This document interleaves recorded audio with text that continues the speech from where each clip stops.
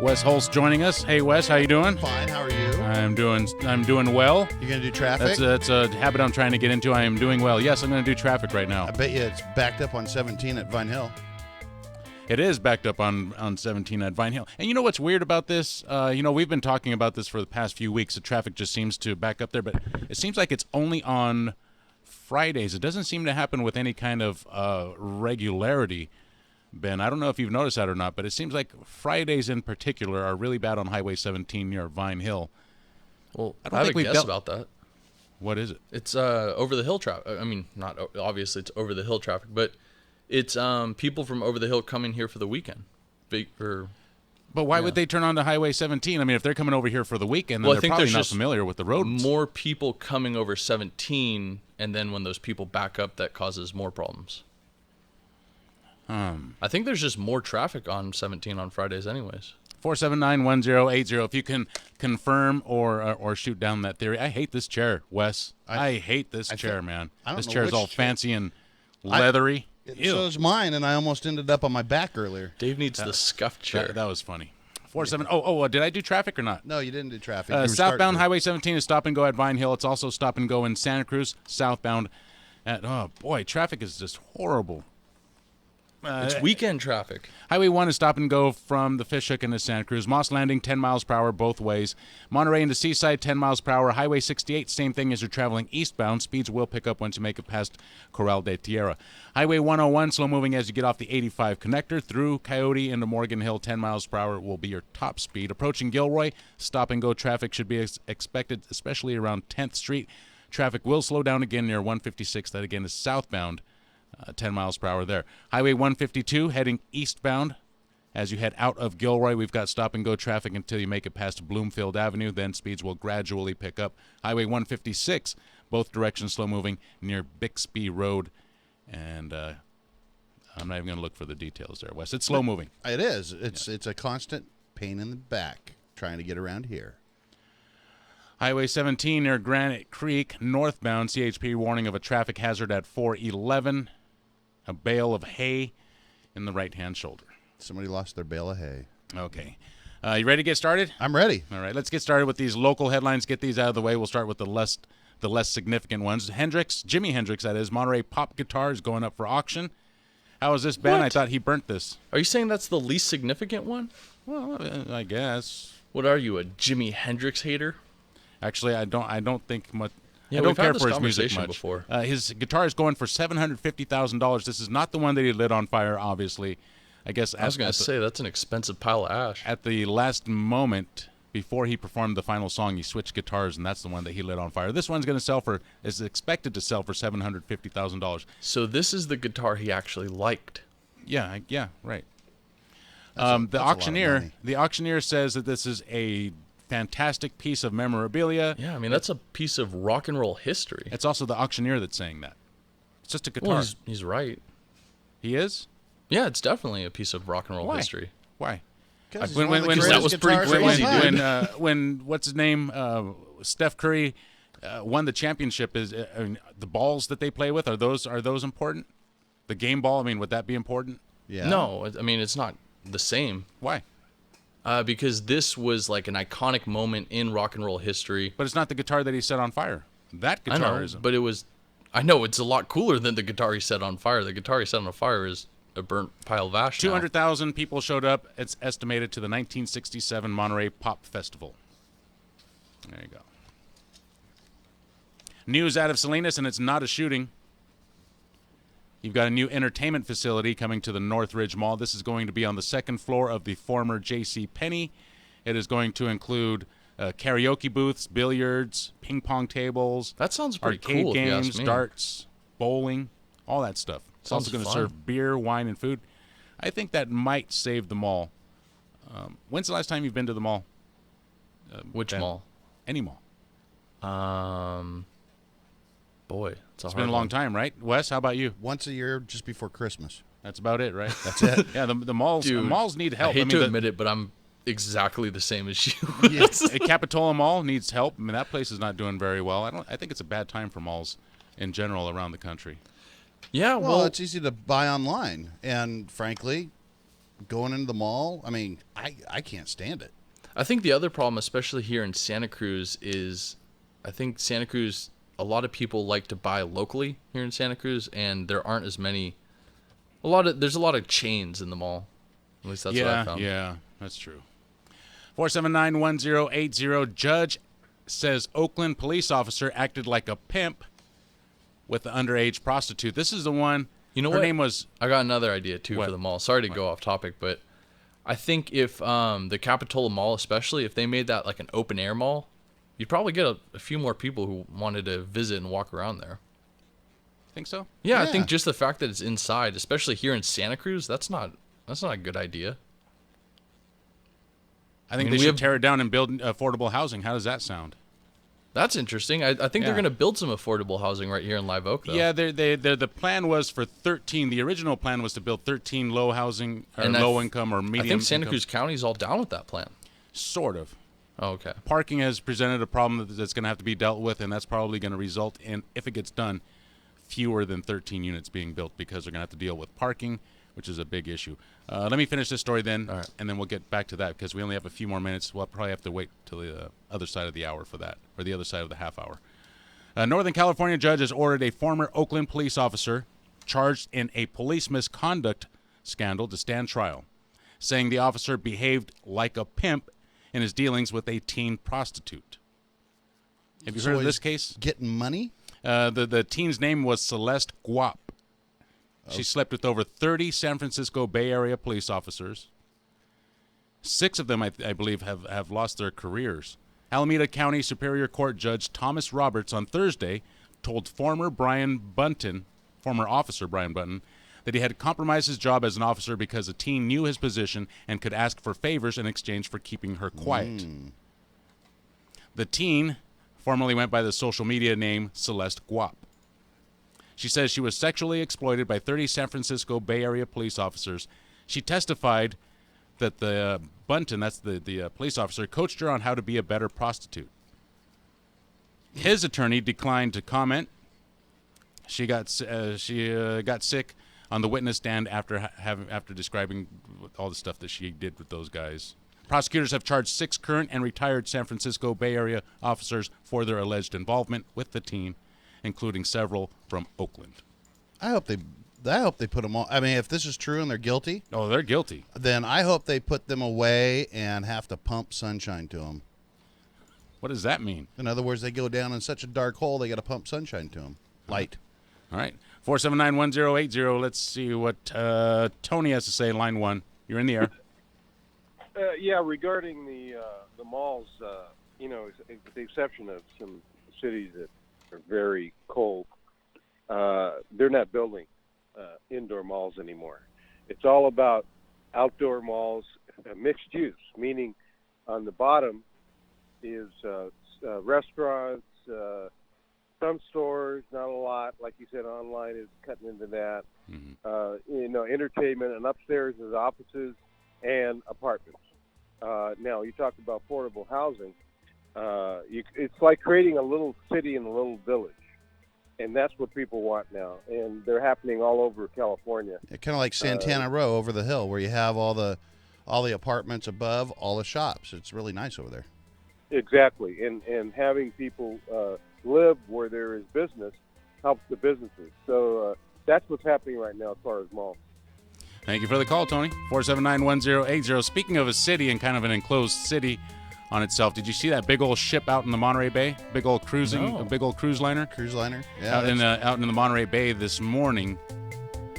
And Which cruise do line we is really it? want that here? Do we really? I mean, Yeah, it's nice. we're a tourist town. You know they dump all their trash and their sewage just. Not in the Monterey Bay, they probably not too will. There's far out. probably 100 people around that boat when it docks just looking and making sure it doesn't happen. KSCO Santa Cruz. We're going to break for CBS News. We'll be right back.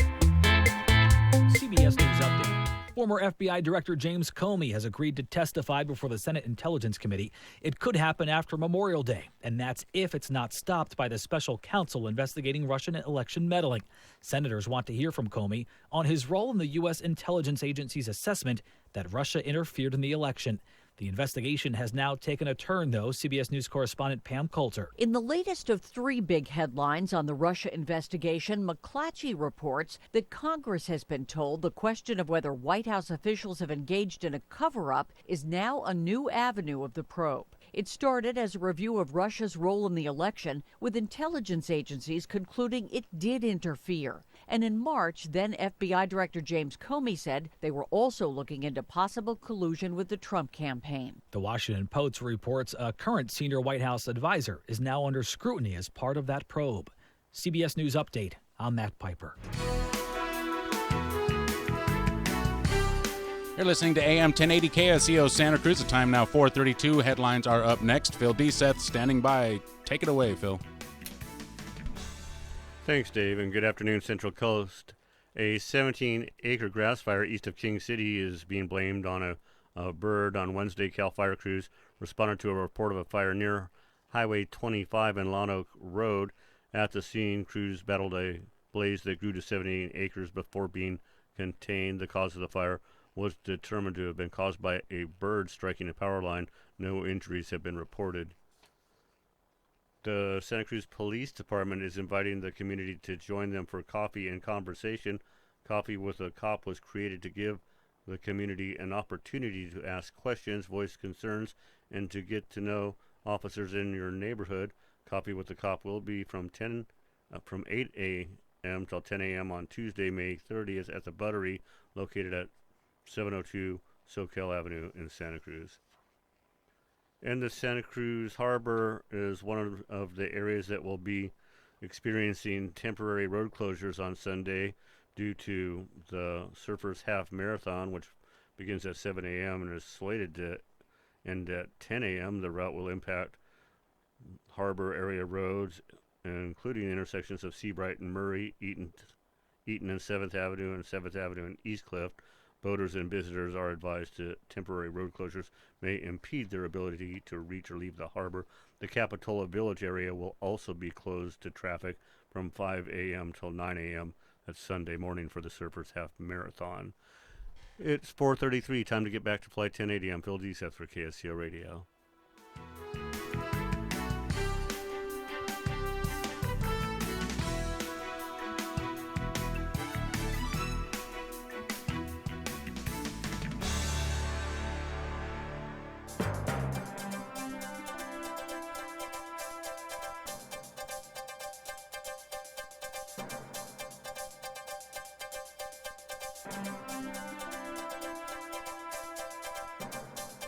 Thank you, Phil. KSEO drive time is now 4:34. Let's see what's happening out there on your roadway. Southbound 17 is stop and go at Vine Hill Road. This is in the southbound direction, I should mention. Southbound 17, stop and go at Vine Hill Road. Southbound 17 also very, very slow moving from Campbell all the way through Los Gatos. So be ready for that. Actually, it's all slow moving all the way just about past the reservoir before you're back to the limit. And then again, it will slow down near Glenwood Drive. There'll be stop and go from there to Vine Hill. Highway 1 southbound from Santa Cruz into Aptos, 10 miles per hour, tops, absolute tops. It's stop and go closer to 41st Avenue. Stop and go heading into Seaside, northbound 1, 10 miles per hour, Moss Landing, both directions. Coyote Valley, 10 miles per hour, top speed through Morgan Hill. Slowing down again in Gilroy and the 156 exit. Highway 101 northbound heading into Salinas, 10 miles per hour. Let's see if we can find any reasons for this traffic. I don't see much going on out there. That's kind of good, kind of bad. It means that it's just your rush hour traffic. Your weather forecast for tonight, mostly clear. Lows will be around 52 degrees. Tomorrow should be sunny with highs in the mid-70s. Flight 1080 back after this. Hi, folks. It's Jim Peterson of Solar for America by Peterson Dean. And how many ads do you hear out there right now on solar companies discounting, discounting, discounting? What does American style mean? Look, the guys out there heavily discounting do not sell you panels made in America. They're made in Mexico and Malaysia. That's a fact. How do you start a relationship with a solar company that lies to you right off the bat? Then they want to have a 20-year relationship with you when they've lied and cheated on you from the word say go? I'll never do that to you at Solar for America. It's always American made by Americans 100% of the time. Roof, solar, backup battery, and home fencing. We don't discount the heck out of our products because we want to be here for you when you need us down the road. I've been doing nothing but roofing and solar since I was 16 years old. This is all I know. I don't lie to you. I'll always build you the best American-made roof, solar, backup battery, or fence money can buy. Give me a call today at 888-389-1249. 888-389-1249. Again, Solar for America, 888-389-1249. CSLB 468-117. I'm the neighbor that drives a Kubota. I scout, venture off the beaten path, tow, haul, fuel my passion, to be part of a bigger picture. Right now, a Kubota RTV can be yours with 0 down and 0% financing for up to 48 months. This is why I do it. Kubota. Now through May 31st, 2017. Call toll-free 1-800-794-4992 for details about cost and terms. Take on all kinds of jobs around your property with a Kubota BX70 Series subcompact tractor.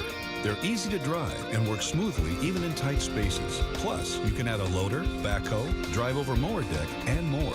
The Kubota BX is compact and gentle on turf, but has the power and versatility to handle a wide range of garden and yard chores. It's a must-have for any property owner. See your local Kubota dealer today. C&N Tractors makes it so easy to get a Kubota. It'll handle your tough jobs. C&N Tractors in Watsonville. Give us your tough jobs. Guess who's back on KSCO with his own show? Remember Wes, the gun guy? Well, Wes is now talking about stocks. No, I didn't make that up. You couldn't make that up. Really, his show's called My 2 Cents. He and a bunch of his friends are going to sit around like they're playing poker, and they're going to talk about stocks. Now, before you invest any money in anything Wes and his buddies talk about, do your due diligence. He might know what he's talking about, then again, maybe not. Sunday, 6 p.m., right here on KSCO. This portion of Flight 1080 brought to you by the Santa Cruz Sentinel. Read the Sentinel daily in print and online, and hear the stories discussed here with the Flight 1080 team. And call in and be part of the discussion, even if that means arguing with Billy Sunshine. From Paso Tiempo to Pebble Beach, Red Hot News Talk, AM 1080 KSCO Santa Cruz.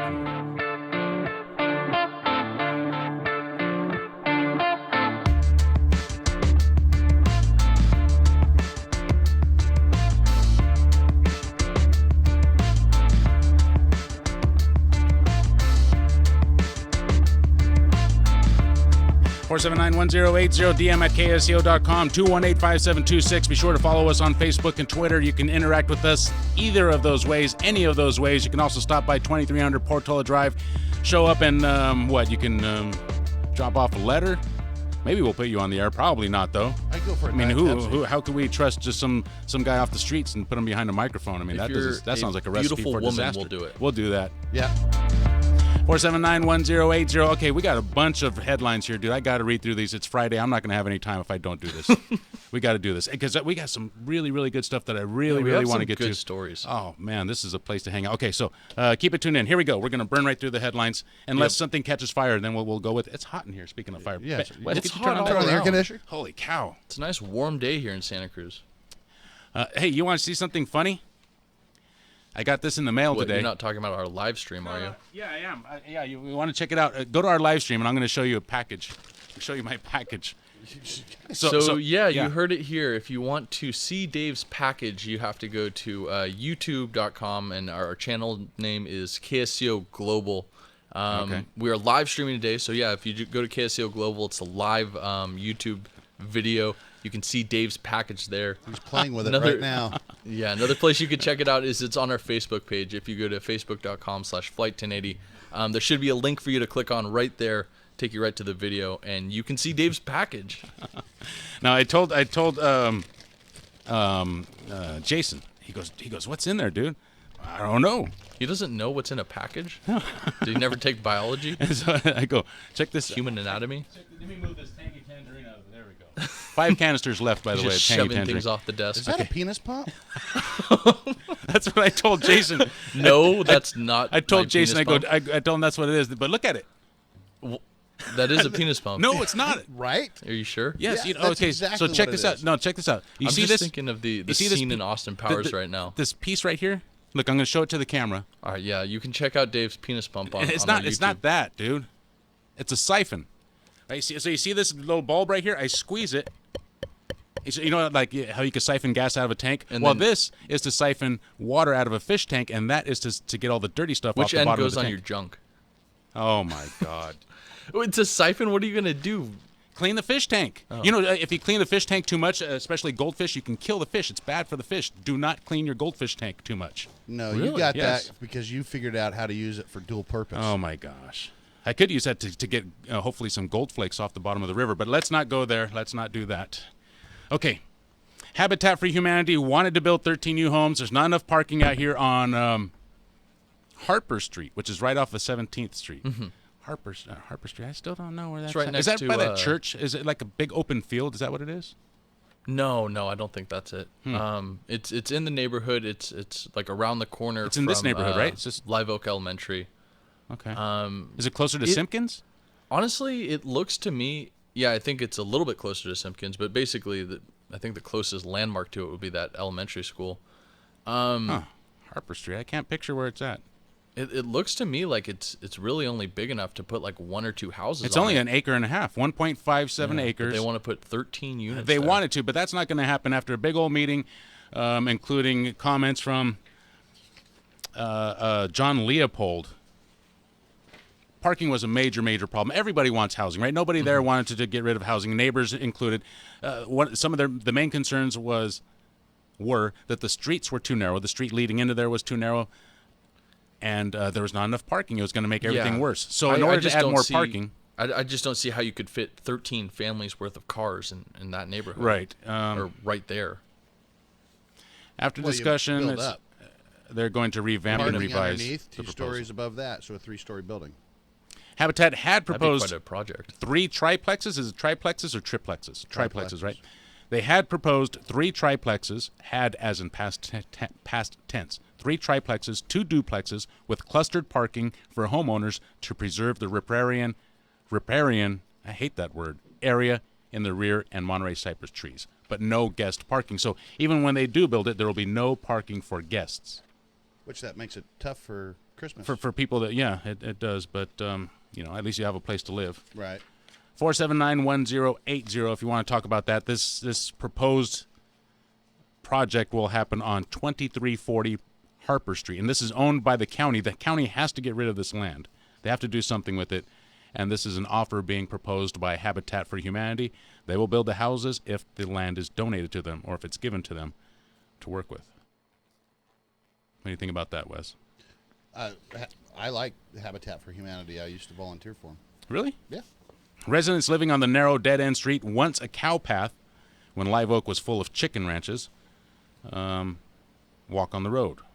They're worried about cars parking on the street, making it impossible for a fire truck to squeeze through, and their neighbors' children walking a dangerous route on the way to school. All that stuff will happen if they build more houses there. Yeah, I mean, if you can't if you think about it, if you have cars parked on the street and you can't get a fire engine down the street, then you're basically That's a trapping big people. no-no, yeah.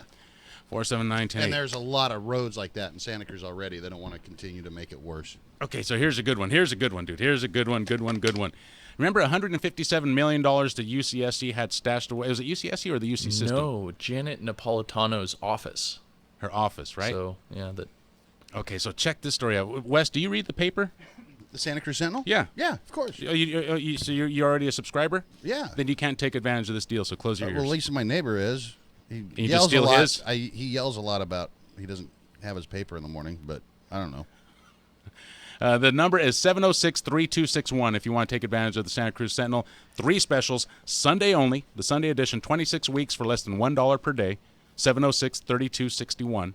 Friday, Saturday, and Sunday for 13 weeks. You can get the weekend newspaper. Friday, Saturday, and Sunday, 13 weeks, less than 50 cents per day, 706-3261. 7 days a week for 8 weeks, less than 35 cents per day, 706-3261. That is the number you must call. New subscribers to the Santa Cruz Sentinel, call 706-3261 to take advantage of one of those fantastic deals. Mention that you heard it here on KSCO. Okay, UC Santa Cruz Chancellor George Blumenthal knowingly altered his campus's response to state auditor's survey under the direction of UC President Janet Napolitano's staff, according to State Auditor Elaine Howell. On pages 85 through 87 of the report. This is the state audit? Yes, this is the state audit. It describes how auditors sent 2 surveys to 10 campuses in October 2016. So this is part of the audit was they sent these surveys, right, to 10 campuses. Mm-hmm. One of them was UC Santa Cruz. Each one of those surveys was designed to assess the types and quality of services. But they were also supposed to be not shared with the public, right? Right. They were not supposed to be shared with the public. They were just supposed to go directly to whoever was giving the audit, I guess. Mm-hmm. Howell explained, she's the one in charge of the, that's her, that's the state auditor. Howell explicitly asked each campus not to share its survey results externally. However, in Friday, she learned the Office of the President had asked the campuses to send their survey responses to it for review before submitting them to the auditors. Why would that be? Why would they want to see the surveys before they sent them in to the auditor? To cook the books. Yeah, they want to know what they're saying about them. In addition, the Deputy Chief of Staff of the Office of the President organized a conference call with all campuses to discuss the survey and screened the surveys before the campuses submitted.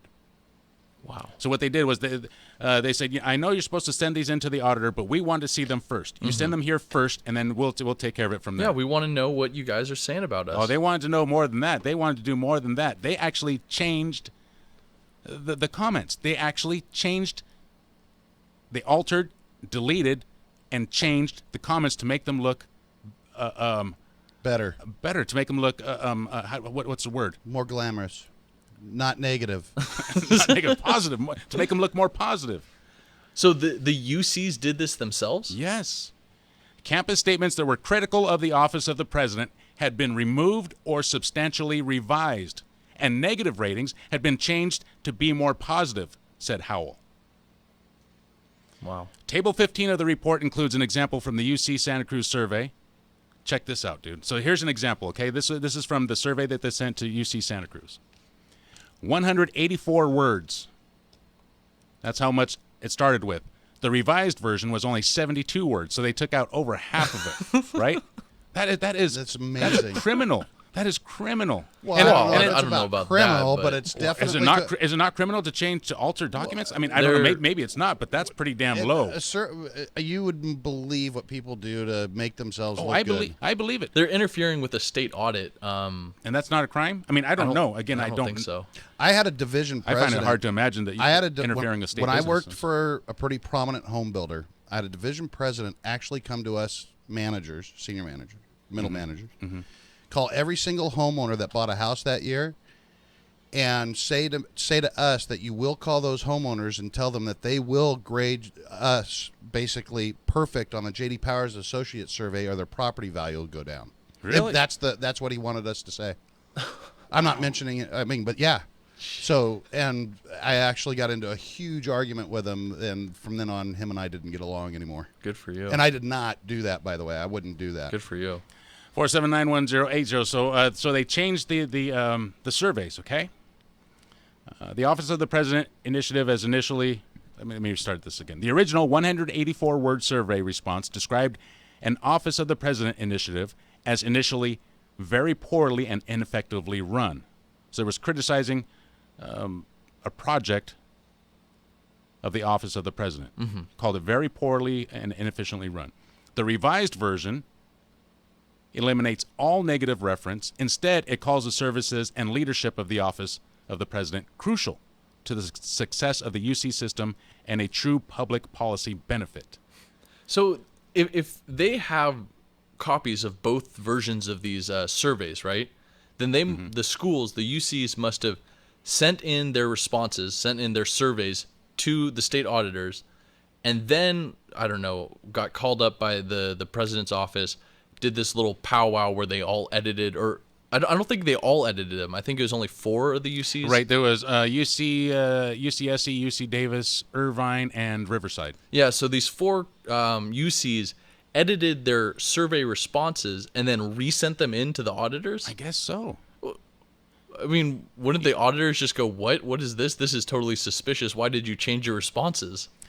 In addition, a November 23rd email from Blumenthal, that's George Blumenthal, UCSC Chancellor, An email from him, November 23rd, to his staff, obtained by the San Francisco Chronicle, reveals that Blumenthal suggested his staff remove a paragraph from the survey that the Office of the President found objectionable. So he saw a survey down there on the bottom of he saw a paragraph down on the bottom of the survey, and this is what he says to his staff. He says, "The feedback I received from the President's office is that we're happy with the entire submittal except for that long paragraph on the bottom of page 39. Blumenthal wrote, "I suggest you remove the paragraph and submit it." Wow. The campus will refrain from comment until this review is completed, said UCSC Director of News and Media Relations Scott Hernandez. Jason, Wes. Yes. Some people are still supporting Napolitano, saying it's not her fault. You know, saying she's an excellent, she's excellent at doing her job. They're saying that this is salacious coverage by the media. No, that's not true. And Napolitano sucked from the time that she was at the federal government all the way to the UC system. She's a joke. Ben, Always felt that way. You think this is salacious coverage by the media? No, this is the Santa Cruz Sentinel. This is Ryan Masters. Yes, I know. This is as good as it gets. But no, I mean, just ask any UC student what they think of Janet Napolitano. I think you'll have your answer right there. So they were on the verge of raising tuition rates, right, while they have $175 million sitting there. And as a matter of fact, in the longer story in the Santa Cruz Sentinel, I mean, there were students that went there saying, hey, you know, these guys are not even representing us. These guys are totally out of touch. Yeah, she sucks, and so did her boss. George Blumenthal, again, it looks like he asked, I don't know if that's, I guess that's not a crime, changing or altering I don't documents. think it's criminal, but... Oh. No, it's cooking the books. I mean, not money books, but it's, I mean, because when you have surveys, people tend to look at reviews and surveys and then go with products and services, including, because that's what UCS is a product and service, right? Mm-hmm. They don't want any bad reviews because they want people to come and spend money there. And well, you know, I think it was more than that. I mean, I was almost getting ready to say screw people over in housing, but that's maybe it had something to do with funding for certain projects, right? Well, that's what it is. I mean, whether it's still, that's a product and service that they're trying to sit there and get money for. See, UCSC is a money sucker, not a money maker. 4791080. George Blumenthal is the one who gave in to the demands of the protesters a couple weeks ago, right? Right. Yes, he is. Yeah. And now he's in trouble for altering and changing. I mean, what do you call it? Altering, deleting, doctoring the audit, right? The audit of UCSC. Yeah, UCSC's well, audit. I mean, he's altering their own response, so I think legally or technically they're totally allowed to do that. I mean, they're allowed to say, hey, you know what, we changed our mind. This is the way we really feel about it. Well, what it comes down to is he's not an honest person. That's what it comes down to. It just looks bad. It doesn't look also bad. The fact he's a bad person. You know what? It looks bad, and it also looks worse that it appears that the office of Janet Napolitano was the ones who influenced them to change their response. Okay, so let's stop there. I hear so many similarities between that and what's happening to the president. I wonder if these guys having the shoe on their foot now, having to wear the same shoes, that they say, holy crap, you know what? This sounds very familiar. Yeah, this is what you're doing all the time. This is what the left, and I don't know if they're left or not, the liberals, I don't know what, but this is what's happening to the president. I mean, nothing has been proven, and all you do is you just slam these guys and slam them and say, oh, this guy's a jerk, George Blumenthal's of that, and then Janet Napolitano does this and that. No, I think, you know what, it's not fair. I don't like it either way. I don't know anything about George Blumenthal, but how do you like it? How do you like it, George? Suck on that. Big time. I was gonna try to, Jeez. you know, I don't know how else. I don't know how else to say it, dude. I mean, what? Put that in your pipe and smoke it. How do you know that George Blumenthal isn't a Republican? I don't know that. Well, but what I'm saying is, I'm sure that a lot of those people there are not. And how do you like it? It doesn't matter what their politics is. You just don't do stuff like that. Period. End of the story. It's just like what's going on nationally, right? Yes. The FBI's had this for 10 months. They can figure nut out job. That nut job, Comey. It was a nut job. That nut job should have played basketball, man. Well, look, the FBI could figure out that the Russians interfered with the election. They're the ones that hacked the DNC. Great, fantastic. But you can't figure out if he had some kind of collusion. Well, now they say there's somebody in his months? administration, somebody currently in his administration that is highly that they want to speak to that was working with the Russians at that time. Well, Probably go for it. Jared Talk Kushner. to him. Is it probably, Kushner? I don't know. Probably. They wouldn't name who it was. Let's get to the phone line. So we got Okay. Andrew calling from Monterey. 479-1080, by the way, is a number. You're in the air, Andrew. Yeah, so with the whole thing with the president of UC, I think if she's like found guilty for these claims, they should be very strict on what they do with her, because these are college students that could take what she did as okay if she gets off on it. It's like, oh yeah, business as usual. If people don't line up to your political view, or oh yeah, just silence them and change their opinion and change their voice, because it's just ridiculous.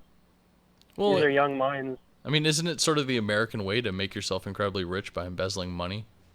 Not by changing people's opinion of you. Like, you're literally changing what they said to be more positive. That is that's against your freedom of speech. Like, these students, if they commented like, oh, we don't like her, and then she changes it, that You know what? Yeah, but I mean, Andrew, I That mean, is kind of a suppression of speech. It is. You could see it that way. The way I see it is, no one is going to go out there and badmouth their boss. I mean, we all have bosses, right? So he's not their boss. Right. I mean, who was yes, he writing is. who was writing these reviews? I mean, was it staff or was it students? I mean, that would depend. If it was students, then I'm assuming it's staff.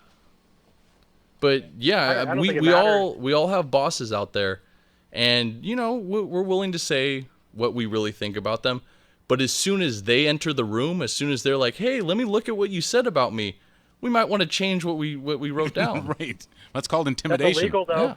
I'm pretty sure there's laws against that. I mean, that's like totally what Trump did. Hey, it sure would be nice to get rid of that guy, wouldn't it? Beep, beep. And it's not illegal, but it's totally putting pressure on. It's just, I don't know. I don't know. 4719. Thank you for. Shoot. Thank you for your call, Hopefully, Andrew. when this all comes out, it's not as bad as it sounds, and we can go on, because it's Right. incredibly I would like to get the destructive. evidence, and I would like for it to not be obstructed left and right. I would like to get the evidence and then make everybody shut up about it. Right. It's but I can't do it destructive. until the evidence is given to us, and it just seems like it's there's some kind of resistance. But there for some is reason. hope out there, because you can actually watch. What is it?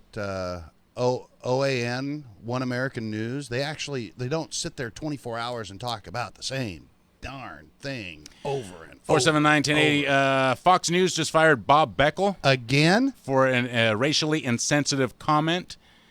That can get people fired? Fox offered no details on the case, but a lawyer for the employee said Beckel had stormed out of his office Tuesday when the man, who is a technician, came to do work on his computer, saying he was leaving because the worker was black. Oh. I'll get you fired.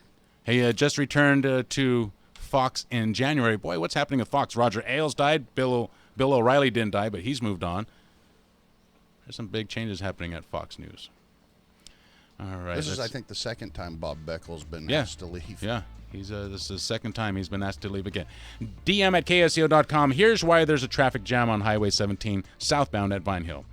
During the go-home commute, certain drivers heading towards SoCal or Aptos or Capitola or somewhere further south turn left on Vine Hill. Then they use Mountain View Road to Laurel Glen Road to SoCal San Jose Road, which leads to SoCal. This saves them time waiting in the crush of traffic on southbound 1. Here's the problem. If the left turn lane is filled with waiting cars, some selfish miscreant will stop in the fast lane and wait their turn to get into the left turn lane. In order to save themselves time, they will knowingly stop traffic in the fast lane, and the cars can stack up behind them all the way to the summit. These people should lose their licenses. The problem may resolve itself when SoCal San Jose Road is open again. It's closed at one place due to recent storm damage. Before the storms, this backup at Vine Hill didn't happen because commuters would get off southbound 17 at Summit Road, which allowed them to get to SoCal San Jose Road without turning left against oncoming traffic. Hope this helps. That was from Bill, DM at If they'd have KSCO.com. listened to Wes last Friday, you have the solution. Go down to Scotts Valley, turn around, and come back up. KSCO Santa Cruz. Interference in the presidential election. Comey was fired in the midst of that investigation, and correspondent Jeff Begaze tells us why President Trump says he did it. According to the New York Times, the comments were made during the May 10th Oval Office meeting. I just fired the head of the FBI. He was crazy, a real nut job, the report quotes Mr. Trump as saying in the official White House account of the meeting. I faced great pressure because of Russia. That's taken off. This is Pam Coulter. The probe of Russian election meddling and possible collusion with the Trump campaign now includes whether White House officials have engaged in a cover-up. A McClatchy report says that's the word from members of Congress who were briefed by Deputy Attorney General Rod Rosenstein. It says this branch of the investigation was added following reports President Trump tried to get then FBI Director James Comey to back off the Michael Flynn investigation. Also last hour, President Trump announced his intent to nominate Callista Gingrich, wife of former Speaker of the House Newt Gingrich, as ambassador to the Vatican.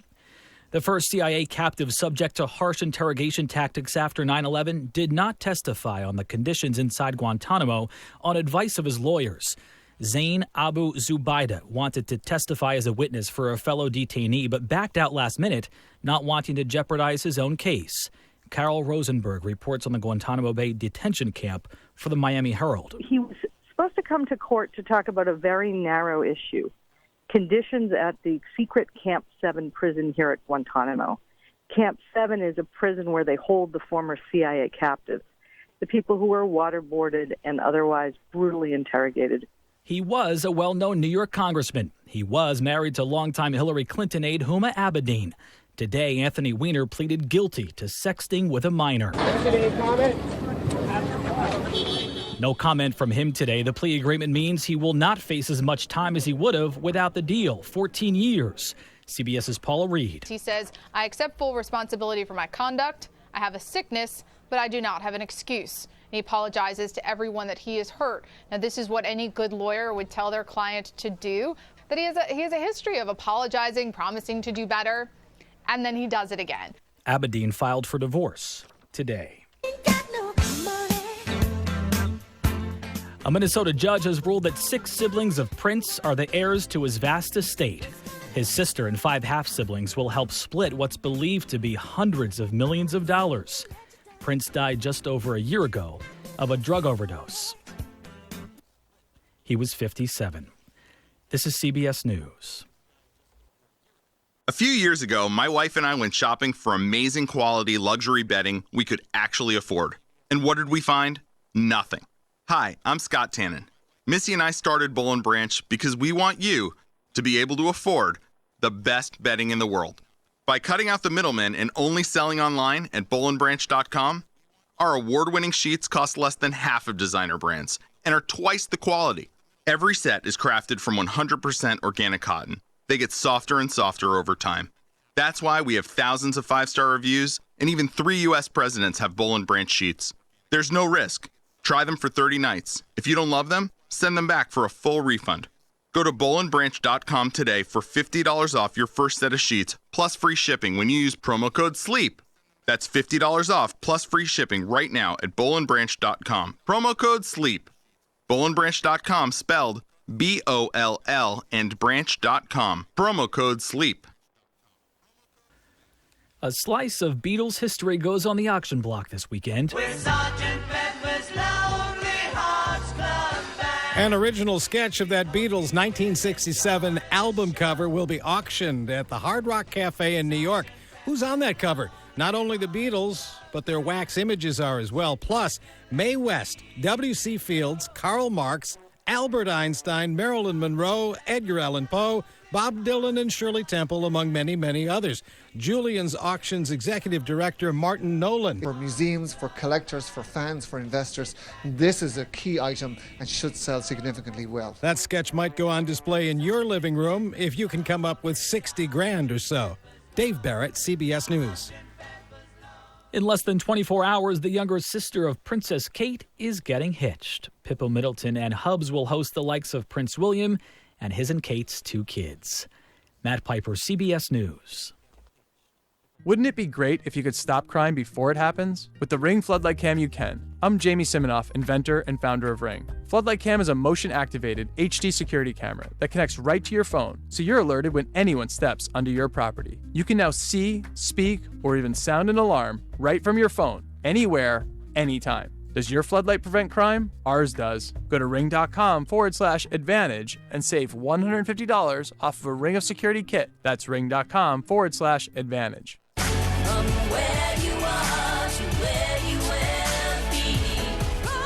This is Charles Husband. Olivet Nazarene University believes that an education unlocks a person's potential. They believe an educated person has a positive impact on his or her community. They believe that education is not something to be contained, but imparted to the world. They believe in you. Learn more at graduate.olivet.edu. Olivet Nazarene University. From where you are to where you will be.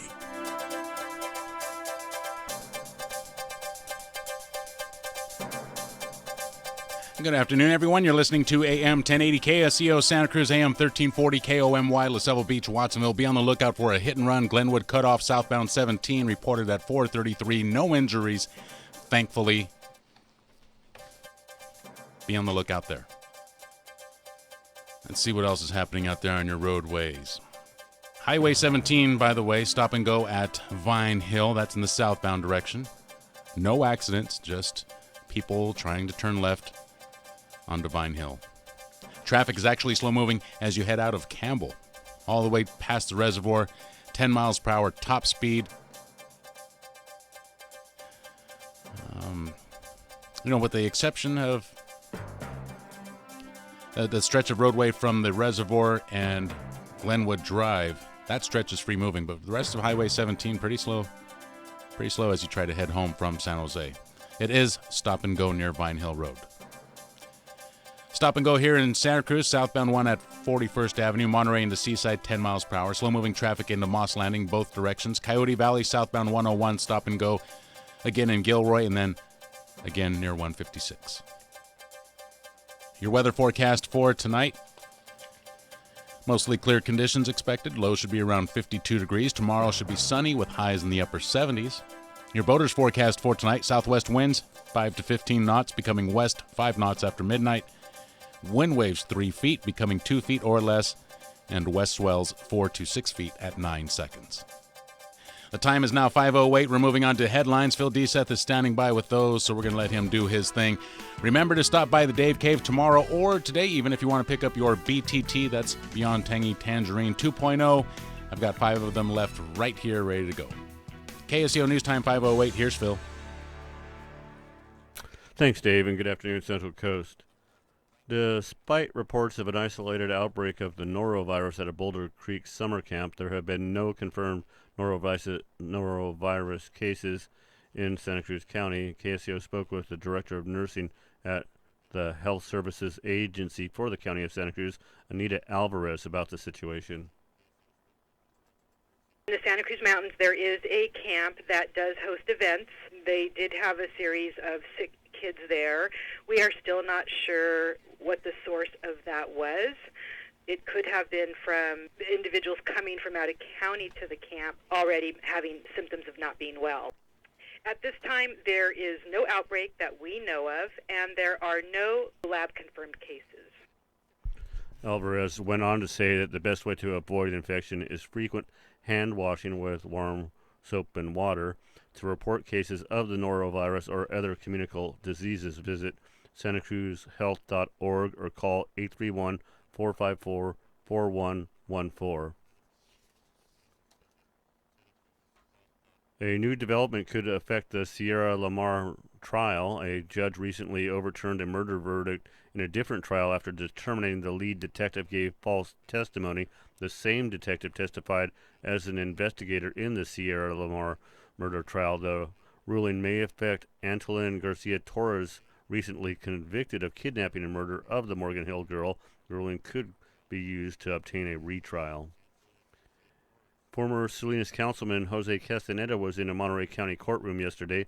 Castaneda was in court for opening statements in his criminal trial. Castaneda is accused of stalking, kidnapping, sexual battery, and inflicting corporal injury in connection with a September 2015 incident involving an ex-girlfriend. Watsonville police held a press conference yesterday afternoon following the recent arrest of 57-year-old James Kohut, a Santa Cruz neurosurgeon, 42-year-old Rachelle Brandon, and 29-year-old Emily Steffens, both nurses. All three have been charged with forcible copulation with children. Police Chief David Honda spoke about the investigation. Now, overall, 7 children, ages ranging from 3 years old to 13 years old, have been taken into protective custody in California and in Arizona. And based on the evidence at this time, we believe that these individuals were working together.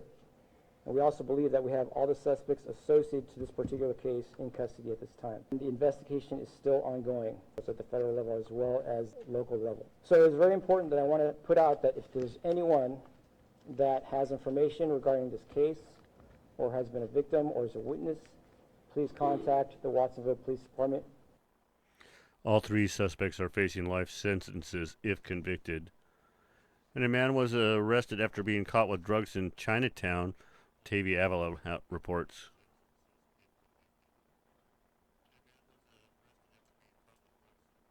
The incident took place yesterday morning on Bridge Street. Salinas police detectives and SWAT served a search warrant, and 18-year-old Chris Purcell was arrested for possession of heroin, cocaine, and methamphetamine for sale. Officers also seized cash and packaging. This is Tavia Avila for KSCO Radio News. And a festival will be held at the site of a new library in Felton. KSCO spoke with one of the board members of the Friends of Santa Cruz Public Libraries, Jim Mosher, about why the nonprofit was formed in 2005.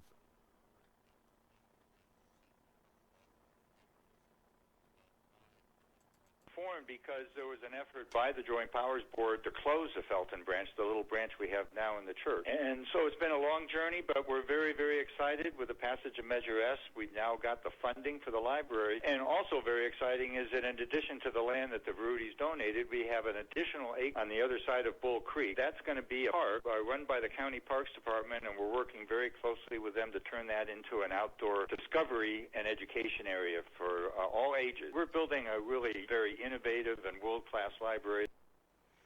The community is invited to the Fantastic Figures Festival. It's a family-friendly event tomorrow from 12 to 3 p.m. on Gushy Street next to the post office in Felton. It's 5:12. Time to get back to Flight 1080. I'm Phil Deeseth for KSCO Radio.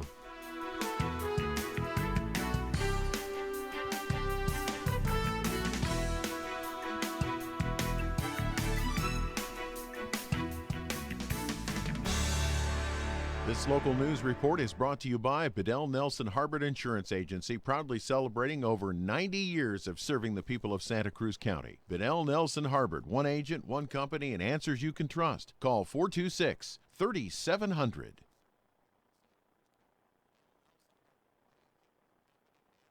When you think of local, I want you to think of quality healthcare where you live. Think of local primary care physicians, local specialists, and local patient care coordinators. From Boulder Creek to Watsonville, Physicians Medical Group provides care from 100 locations throughout Santa Cruz County. PMG's patient care coordinators are the team you call when you need answers. To learn more about local healthcare with Physicians Medical Group, visit pmgscc.com or call 831-465-7800. Coast Paper and Supply has been family-owned and operated since 1948. They have a wide array of products available, including brand name and eco-friendly cleaning supplies, paper goods, and compostable plates, cups, and cutlery. Whether your needs are for business or home, Coast Paper and Supply's friendly and reliable staff have what you're looking for. They even accommodate special orders. You can find them at 151 Josephine on River Street in Santa Cruz, Monday through Friday from 8 a.m. to 4:30, or call at 831-423-3350. Coast Paper and Supply is a proud member of Think Local First. Every Saturday afternoon at 3, Nurse Jackie Tucker hosts Stepping In Radio, focused on health, wellness, and care for seniors and those battling chronic pain and other illnesses. Your questions and comments invited, regardless of social standing, economic status, or age. That's Stepping In. What resources are available for these special populations and those who care for them? Join Nurse Jackie Tucker to explore these questions and more on Stepping In, this Saturday at 3 on KSCO. From Capitola to Carmel, Red Hot News Talk, AM 1080 KSCO Santa Cruz.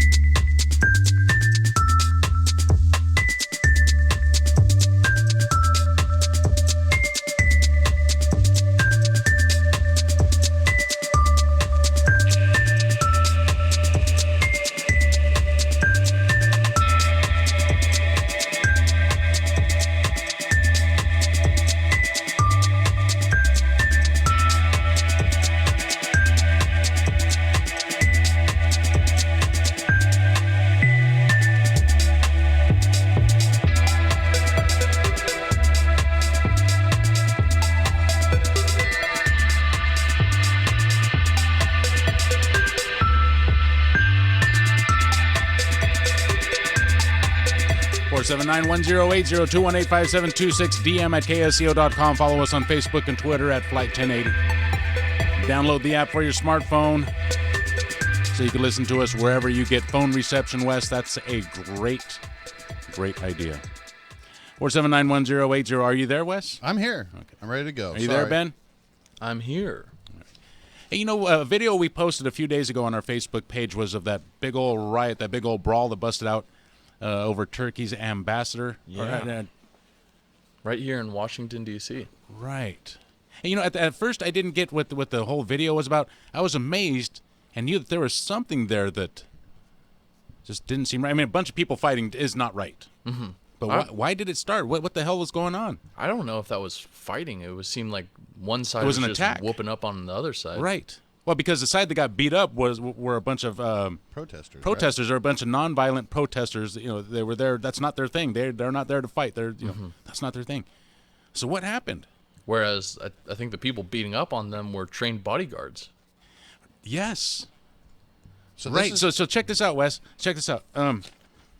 Violence erupted. I'm just going to read this and then we'll talk about it. Violence erupted when Turkish security officials and counter-protesters clashed with demonstrators near the ambassador's residence where President Recep Tayyip Erdogan stayed after meetings with President Trump at the White House. So Turkey's president was here. He was here. The incident left 11 people injured, 9 of whom were hospitalized. Of course he was here. Okay, go to our video. Go to our Facebook page, and what you're going to see, Wes, is you're going to see the Turkish president, Erdogan. He's sitting there in his limo, and one of his bodyguards is talking to him. You can see him leaning his head into the car, and he's speaking with the president. And then he nods like, okay, I get it. And then he calls, and then he sends the goons out there to go and attack the protesters. And that's the fight that I saw on TV. That's a fight that you'll see on TV. But what you don't see, if you got to go to our Facebook page and check out the video. You can see it at ksco.com too. I think you can find a link to our show page there, ksco.com. Go there, click on it, and you're going to find the video. And what you'll see, like I just explained to you, that he gets the order from the president. The president sends the guys out there to go bust up the protest. Didn't he also stand by his car and watch the fight afterwards? I don't know. He might have, but here's the part. You know what? Most likely, I don't know though. The reason why those guys were sent out there to go bust heads, here's the part that blows me away, dude. 479-1080. If you haven't checked this out, or if you have checked this out and you want to talk about it, 479-1080, 218-5726, is that the protesters were out there giving the President Erdogan a hard time, right? Mm-hmm. They're saying they're whatever. Protesting. Yeah, they're protesting. They're saying whatever. Who knows what they're saying? They're speaking in Turkish. Right. I think that's the language, and they're screaming this Arabic or Middle Eastern language. I don't know what it is, but they're screaming, rah, rah, rah, rah, rah, and they're giving him a hard time. He doesn't like that because where he's from, in Turkey, as a matter of fact, in the Middle East in general, forgive me if I'm wrong here, but they don't like people protesting and speaking out against leaders. They don't like that. As a matter of fact, they'll go out there and bust your ass if they the catch religious the leaders over there. Well, yeah. Well, look at all the people they're killing right now. He's not a religious leader. Especially because he I don't think he's necessarily a religious leader. Right. But they did just have a special election in Turkey that basically gave him dictatorial powers for the next 10 years. That's what I've heard. I don't know much about it, but that's what I've heard too. Whether it's a political, dictatorial type thing or religious, yes, violence is how you keep people down. Right. That's what that's a norm over in and suppressing any sort of resistance or opposition. So when you watch that video, there's 2 videos to watch. One is the one I'm telling you about. The other is to watch the actual brawl. And when they're fighting, the police don't do much to bust it up, right? No, they kind of just let it happen. And they're basically saying, yeah, don't stop kicking that old dude in the face. Like, it was ridiculous. unbelievable at times. Get out of here! But they didn't. No one was arrested. Apparently, 2 people were arrested. The bodyguards were arrested. Now I know the president had diplomatic immunity, and they're not trained guards. They're military, or think of it as like their secret service. Right. I mean, we're not talking about trained bodyguards. That's trained bodyguards is kind of a little definition that's over here. Right. No, these guys are a step up, couple steps it's up. A little bit different. Yeah, right? you have military training. Right. So, I mean, that's the minimum, that they're military trained, and then there's something else. So, I'm sure that those cops, maybe those cops are like confused, like, well, wait a minute, if we do anything to them, can we arrest them? Do they fall under the diplomatic immunity, just like the president did? I don't know. Or the bad guy in Lethal Weapon? But, to be frankly honest, I would think that the cops should have just whipped out their baton and start beating them in the head. So check Not this the out. protesters, the guards. The the guards, Turkish right? So, but president. again, they're, you can't because, like you said, they are ambassadors. They are.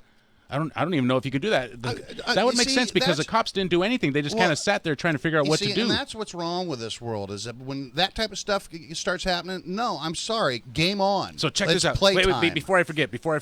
So that's what I like about you, Wes. The reason why the security guards went out there and attacked the crowd in the first place is because they were giving the president a hard time, right?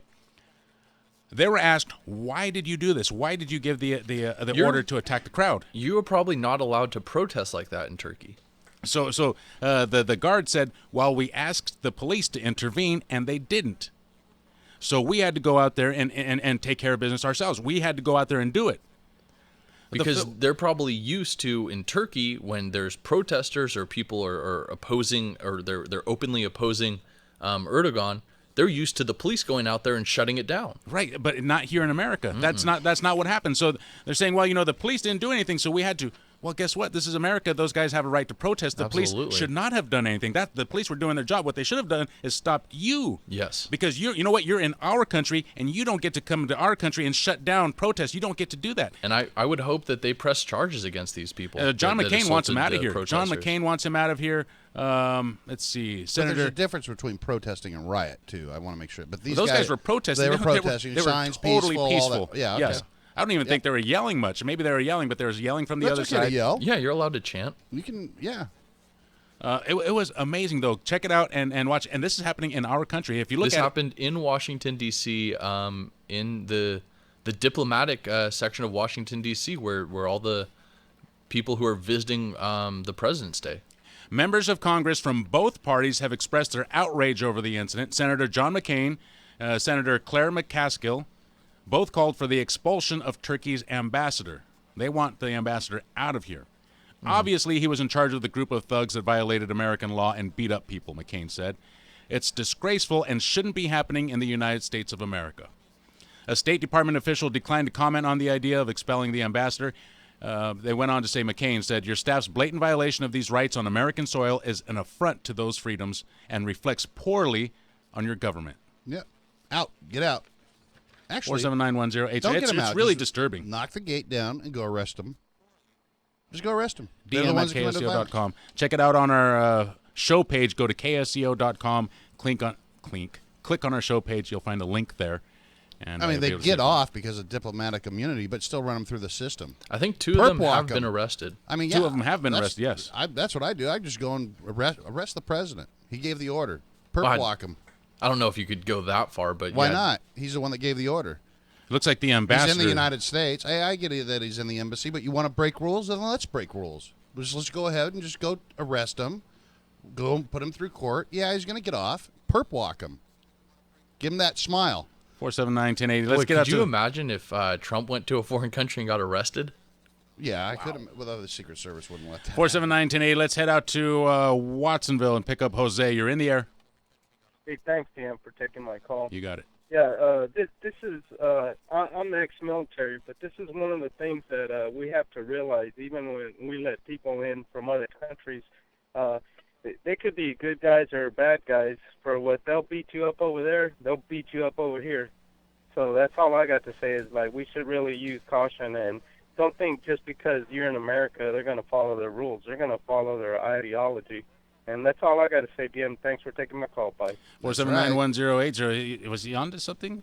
Oh, I hadn't even thought about it, Ben, but is that like a blatant disregard for our laws? Like, screw those Americans. We have our own culture. We can do whatever we want, whether it's honor killings, whether it's, oppressing their wives or their women. I mean, it's happened. There's many news stories about where fathers have done honor killings on their daughters here in the United States. Is that the attitude that's permeating here, Ben? Do you think? I would say that's definitely true in this case. I would be cautious to paint all immigrants with a broad brush. Though. Oh, yeah, no, I'm not immigrants. painting all.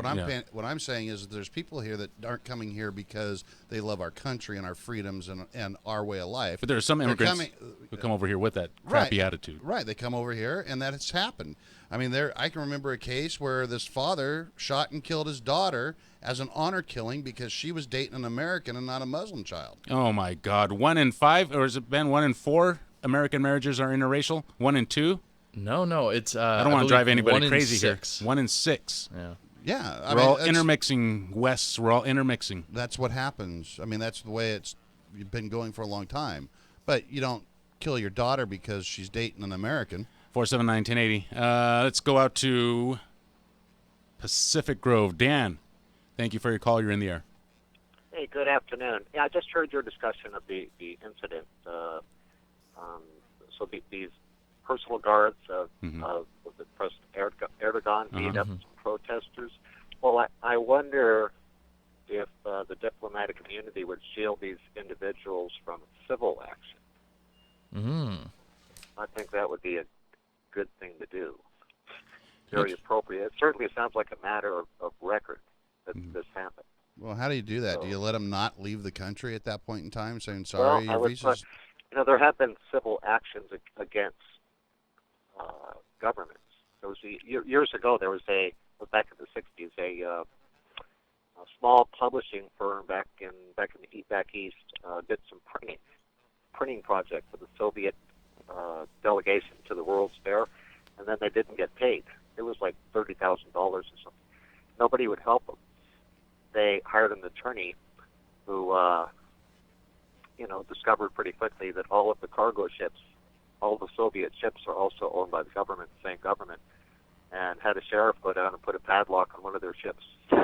That'll work. I like that idea. He got his money quickly. So, perhaps diplomatic immunity would not help them in a civil action against those individuals. So a good lawyer might figure this out. Yeah, Thank you for your call, Dan. I believe 9 or 11 people hospitalized. 479-1080. I believe a good lawyer will somehow find their way into that mix. I believe I just have a funny feeling that a lawyer will find his way into there. Troy in Scotts Valley, thank you for your call. You're in the air. Hey, Captain and Ben. Hey, Wes, did you listen to the show yesterday when I called up and said that you were like my favorite guest host there on Flight 1080? Not yes. Well, thank you, but not yesterday. I was really busy yesterday. I'm getting ready for. Oh well, I'm a big fan of the show, and I got to apologize to Billy Sunshine. I was telling Dre like I give him a 2 out of 10, I give you a 10, and I give Kevin like an 8 out of 10. But you know what? And I called George's show today, and I want to apologize. Billy actually texted me, and he was really hurt because I said, like, the reason that Billy's late on Wednesdays is he has to stop by the harbor and blow a seal on the way over there. And that's why he was 20 minutes late. Oh. Talking about his car, right? Yeah. Don't talk about his car problems on the air. Yeah. Or his love life. 479-1080. That's bestiality. That's something.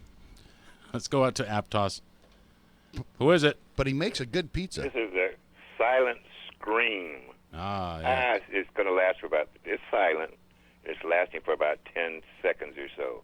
And it's for that lady who was on before you. You're going to get her panties all in a bunch when she starts finding out about the fact that the people were fighting down there. And she's going to get herself all in a bunch when she finds out that there wasn't beating up no brownies. I just want to let her know that Captain Anonymous is paying attention. And Billy Sunshine, Billy, your name is Billy Sunshine because you are Billy Sunshine. Illegitimate non-carborundum, Billy. Illegitimate non-carborundum. Thank you, guys. Good flight. All right, Anonymous. 479-10. Can he say that on the air? Yeah. I think he put a spell on us. Oh, my God. 479-1080. Some, like, voodoo stuff or something? That's what it sounded like to me. It was on you, man. It was on you. Not Check me. this out. It was on Billy Sunshine. Check this video out on our Facebook page. And again, what's really amazing is not the fight. You can watch fights all the time on YouTube. What's amazing is to actually watch the president of Turkey give the order to go beat those protesters up. Just because they were protesting. That is it. I mean, in Turkey, that is cause to go out there and crack heads. They asked the American police to do it, and the American police said, no, we're not going to do it. So they went out there and did it themselves. You can see the video. In Turkey, the president expects the police to be doing this. Amazing. Yeah, I think more than anything, that should give you an appreciation for the First Amendment in this country. And it should also give you appreciation that we're not dealing with normal people on that side of the world. Or different culture, that's for sure. Normal. I don't know. I call normal. Art normal. Isn't that like the definition of painting with a broad brush? That side of the world? That's a pretty broad brush. That was pretty broad. You're right. 479-1080. KSCO Santa Cruz. Flight 1080. CBS News update. Former FBI Director James Comey will get a chance to tell his story. Comey will testify after Memorial Day, according to the bipartisan leaders of the Senate Intelligence Committee. Political analyst Larry Sabato via Skype says when Comey does testify, it'll be something. If he can share what he put down on paper in the series of memos in which he was essentially cataloging his conversations with the president, if he can reveal any of that to the general public, there are bound to be bombshells. Reports today that President Trump told Russian officials in the Oval Office earlier this month that Comey was a, quote, real nut job. CBS News political consultant Leonard Steinhorn. The White House is trying to frame James Comey as somebody who politicized the investigation, who was grandstanding. They are basically suggesting that James Comey was the problem and not the Russian interference in our election. That flips the priorities on its head. CBS News update. I'm Matt Piper.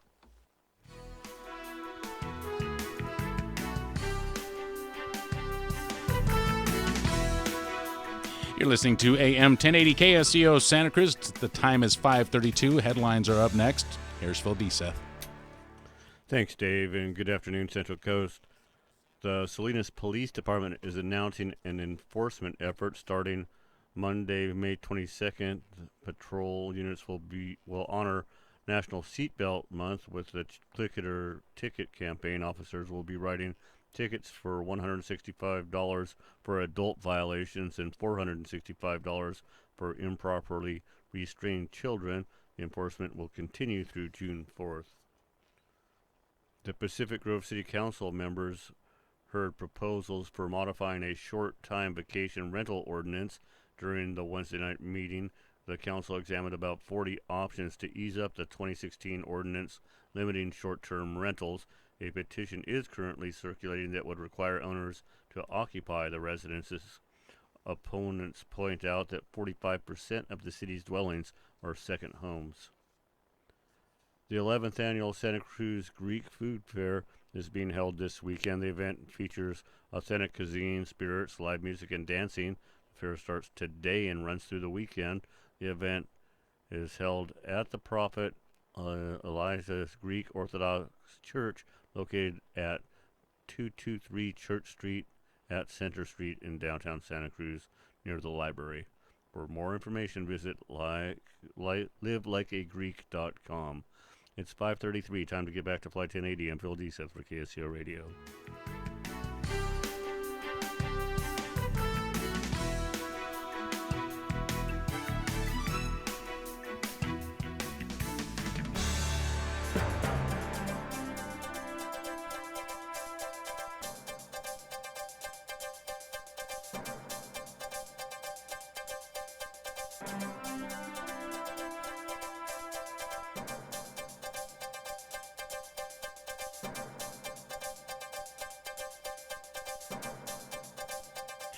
Thank you, Phil. KSCO drive time is 5:34. Let's take a quick look at traffic. Southbound 17, I should say, is stop and go from Campbell all the way through Los Gatos. Speeds picking up temporarily near the reservoir. They will slow down again near Vine Hill Road southbound, and that is because all the cars are trying to turn left. That's what's slowing you down if you're traveling southbound through that area. That, again, is Highway 17.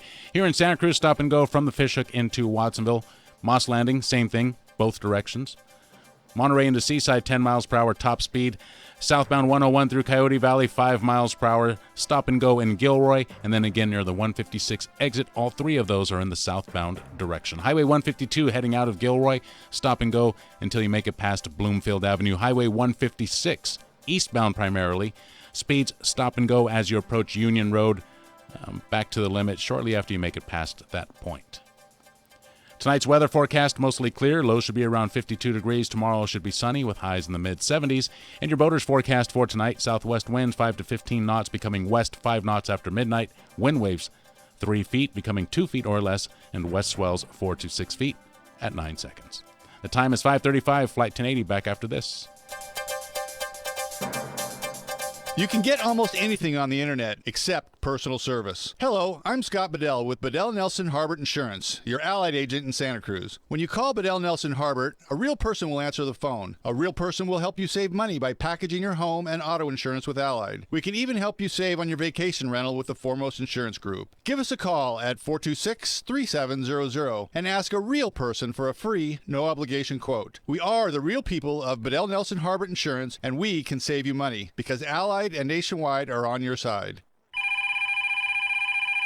Hello? Hi, Grandma. No, Grandma, I can't fix your computer. I'm sorry it's so slow, but I don't know what to do with it. You clicked on what? You better call User Friendly Computing, because I can fix any PC, Mac, or laptop. They'll even come to your house and pick it up. But if you bring it to the shop, they'll give you a free $50 diagnostic just for saying you heard their ad on KSCO. No, Grandma, downloading that free internet software won't save you time or money. Let's face it, most of your computer problems these days start with the user being tricked into clicking on a link that contains a path to computer hell. User-Friendly Computing will have you back on track fast. User-Friendly Computing is locally owned at 505 River Street across from Gateway Plaza, or you can give them a call at 831-423-9653. That's 831-423-9653. Healthcare that fits your Santa Cruz lifestyle. That's why Dignity Health Dominican Hospital and Dignity Health Medical Group Dominican work with you to make personal choices regarding your health. It's the type of care we can offer because we're more than just a hospital and medical group. We're part of this community. Visit DominicanHospital.org to find a doctor and start living healthy today. Healthcare that fits your Santa Cruz lifestyle. Dignity Health. Hello, human kindness.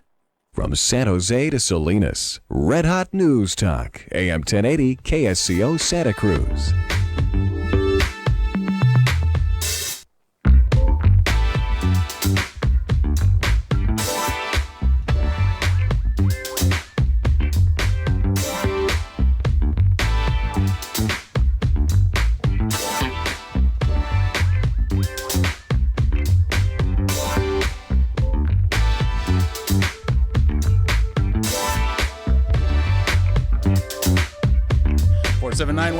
You're listening to Flight 1080 KSCO Santa Cruz.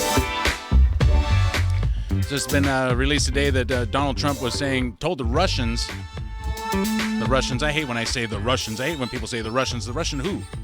The Russian, some just Russian homeless guy, a Russian plumber, a Russian garbage man. I mean, what kind of Russians? I think it was the Russian foreign minister, wasn't it? Something like that. Russian ambassador, so it's coming out. Russian representatives. Lavrov said that he was glad that he got rid of Comey, that nut job, because it would relieve a lot of pressure from him about this whole Russia investigation. I have the quote here if you want it. Yeah, give it to me. Yeah. So he said, James Comey the firing of Comey had relieved great pressure on him. This is the quote: "I just fired the head of the FBI. He was crazy, a real nut job. Wow. I faced great pressure because of Russia. That's taken off." Trump added, "I'm not under investigation." Wow, dude, that's crazy. Yeah, because he had just fired him, right? Is that what he tweeted? No, that's what he said. That's supposedly what he said in the meeting. Well, again, that's not illegal. It's just I think the interesting thing about that is the White House is not refuting that that's what he said at all. No, as a matter of fact, I believe the White House confirmed that, yes, he did say that. I think what the White House is upset about is the fact that it was released at all, though. Sure, and they should be, but come on. I mean, I don't know if you guys noticed, but I think everybody needs to get over it. Trump isn't exactly politically correct. That's kind of why he got voted in. We know that. Yeah, we've seen that. He just better start creating a lot of jobs. That's the only thing that matters. Well, that's one of the things. There's a lot of things that matter. Well, that's if somebody's going to need thing. to deal with North Korea, that's really going to have to be dealt with. There's more than just jobs. There's a lot more than just jobs. I get that, but that's on one side of the table. Here at home, it's about jobs, because people having jobs solves a lot of problems here at home. Joe Lieberman, Rich Lieberman's brother. Is that really? true? No, it's not really true. Is a front runner for the FBI head. I thought Kimberly Guilfoyle would make a much better head of FBI, don't you? Yes. FBI director? Yes. What is her experience? She was a matter. prosecutor in San Francisco. I know that. The only mistake that woman ever made in her entire life was marrying Gavin Newsom. And she was a Victoria's Secret model. And did you know Gavin Newsom is actually related to Pelosi? Really? Yeah. I think it's his aunt. I think I just heard that the other day. So you see, It's not Alex Jones stuff, is it? No, it's not Alex Jones stuff. We need to look and verify that. Or maybe somebody can call in and verify that Newsom's related to Pelosi somehow. 479-1080. Hey, is there some kind of requirement? Do you know that Jimmy Panetta is related to Leon Panetta? Isn't that his son? That's weird. Crazy. Isn't it amazing how we just keep on bringing the same people in to run our government because we can't come up with anybody else to do it? It's name recognition. That's what it is. It's a huge advantage. It's wrong. Yeah, looks like Nancy Pelosi is the aunt of Gavin Newsom. See? Oh, wow. See, it's all... People wonder why. God, I can't wait for my show to start. What, is Jerry Brown their grandpa or something? Exactly, right? So it's all in the family. It's inbred. The whole federal government and state governments are inbred. Joe Lieberman, is there any kind of requirement to become head of FBI? Or you could just nominate whoever? No. Well, you have to be approved by Senate, don't you? I don't know, but I'm assuming that they wouldn't just nominate Joe Lieberman just like, hey, how about this guy? Just pick him you up need and to dust have him off. I guarantee you any candidate for the head of the FBI has some experience in intelligence. I mean, let's see. Well, let's see this. Well, the FBI is an investigative body. It's not Lieberman, but Leon Panetta, who was the head of the CIA at one point in time. Mm-hmm. So Lieberman, why not? I don't know if I'd want Lieberman, but I don't see I don't know. I have to look at that a little bit more. Yeah, I honestly don't know too much about his background. Let's see. Lieberman would be starting a 10-year term at the age of 75. He retired from the Senate in 2013, now works at a law firm that has represented Trump and his company. Does that maybe spell conflict of interest there or not? Lieberman's working for Trump? Lieberman works at a law firm that has represented Trump and his company. Oh, okay. He works at a law firm. Several Republican senators have signaled that they will support the choice of Lieberman, who endorsed John McCain for president in 2008 and blah, blah, blah. Here he has a lot of support, though, Joe Lieberman. I just never associated that name with law enforcement. I don't know. It sounds like it's all inbred to me somehow, some way, and you gotta choose. Do you want the inbreds that want to make money or inbreds that want to suck money? I don't know. White House lawyers started researching impeachment procedures this week in order to defend President Trump from potential efforts to remove him from office. That's why they're researching it. People briefed on the discussions briefed on the discussions. The unnamed sources say the White House lawyers have consulted experts on impeachment. That word is getting thrown around more and more. It looks like the White House is preparing to defend itself against any attempts at impeachment. I'm sure. Joe Biden says he never thought Hillary was a good candidate. While speaking at a hedge fund conference in Las Vegas Thursday, CNN reports that Biden was asked when he knew Hillary Clinton was the right Democratic candidate during the 2016 election. I never thought she was a great candidate, he replied. That's cold. I thought I was a great candidate. Biden, who ultimately decided not to run on the Democratic primaries after the death of his Joe son. Biden. Wow. Could I? Yes, he said. Would I? Probably not. When asked if he was going to make a run in 2020. Yeah, he's going to be too old. Wow, that's pretty hardcore, huh? That's some self-confidence right I never there. thought she was a great candidate. I thought I was a great candidate. So, again, the whole time that he's sitting there going pro-Hillary, oh, no, actually, you suck. Trying to drive her down our throat. He's a politician. That's what a I know, loyal politician does. I understand, but you can still complain about it. It's just like, what's the other one's name that's a senator? The one that's always upset about the banking? Cruz. Trump calls Sanders. her. No, Trump calls her Pocahontas. Warren. She can't stand Hillary. Never did. Really? And then they got up there during and they sit there and play hand and hold hands and that you're great and it's all horse pucky. come on. I mean, if we're going to talk about that, don't you remember what all the other GOP candidates Oh, were yeah, saying about absolutely. Trump before he won the Oh, ticket? yeah. Yeah. I mean, that's just politics, dude. I I mean, don't- you can't but it's expect. still You can annoying. expect For more. strange It's bedfellows, I think that's still the annoying. saying. Yeah, sure, it's annoying, but to just- expect anything better, better yeah, is just I setting understand. yourself up for disappointment. I look at it like this: you have the Republicans, you got the Democrats, and then you have a shopping cart full of cash in the middle. And every election is who gets to sit there and wheel around that shopping cart. That's all it comes down to. 47910. You know what? And they're both lying out their ass. You know, I was thinking, would it be?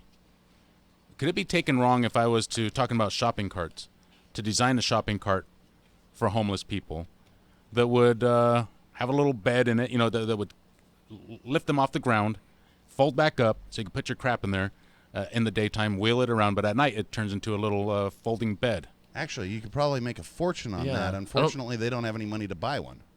I don't see anything wrong with that, but would you expect like grocery stores to supply those? Oh, the old shopping carts? I bet you Yeah, could. yeah, you could get those supplied. Yeah, sure. Yeah. So you think the grocery stores would buy these carts that are Give designed? you surplus carts. It's the carts that are already old. I'm not buying anything. Oh, okay. So you'd buy like surplus carts and then trick them out? Yeah, like from the 70s and then convert them. I thought you were gonna like design this From the 70s. Rechrome with big chrome bumpers. I thought you were literally talking about you were going to design this like, I don't know, shopping cart that doubled as a sleeping place for homeless people and then get grocery stores to try and buy them, because why would a grocery store put those out? They'd all get stolen. No, not to get grocery stores to buy them. Dave's has, carts would also, I really wish that they had some place. I really wish everybody had some place to sleep other than the God, it just drives me crazy to see people sleeping on the ground. Yeah, no, it's bad. I mean, especially on the concrete, because that sucks the warmth right out of your body, man. I mean, in the hard on your body. In the summertime, obviously, it's a whole lot better. But when you see them in the wintertime, it's sad. I mean, how hard would it be to build some kind of little capsule, on that thing that protects them from the rain as well as lifts them off the ground? How hard would that be? It actually would be very easy. It just costs money. And then at the same time, they'd have some place to store their stuff as they're Right. pushing it around. Right. Because you can trick them out and get a little motor on it. 479-1080. Dudes All right, all let's sleeping and cruising at the same let's time. go.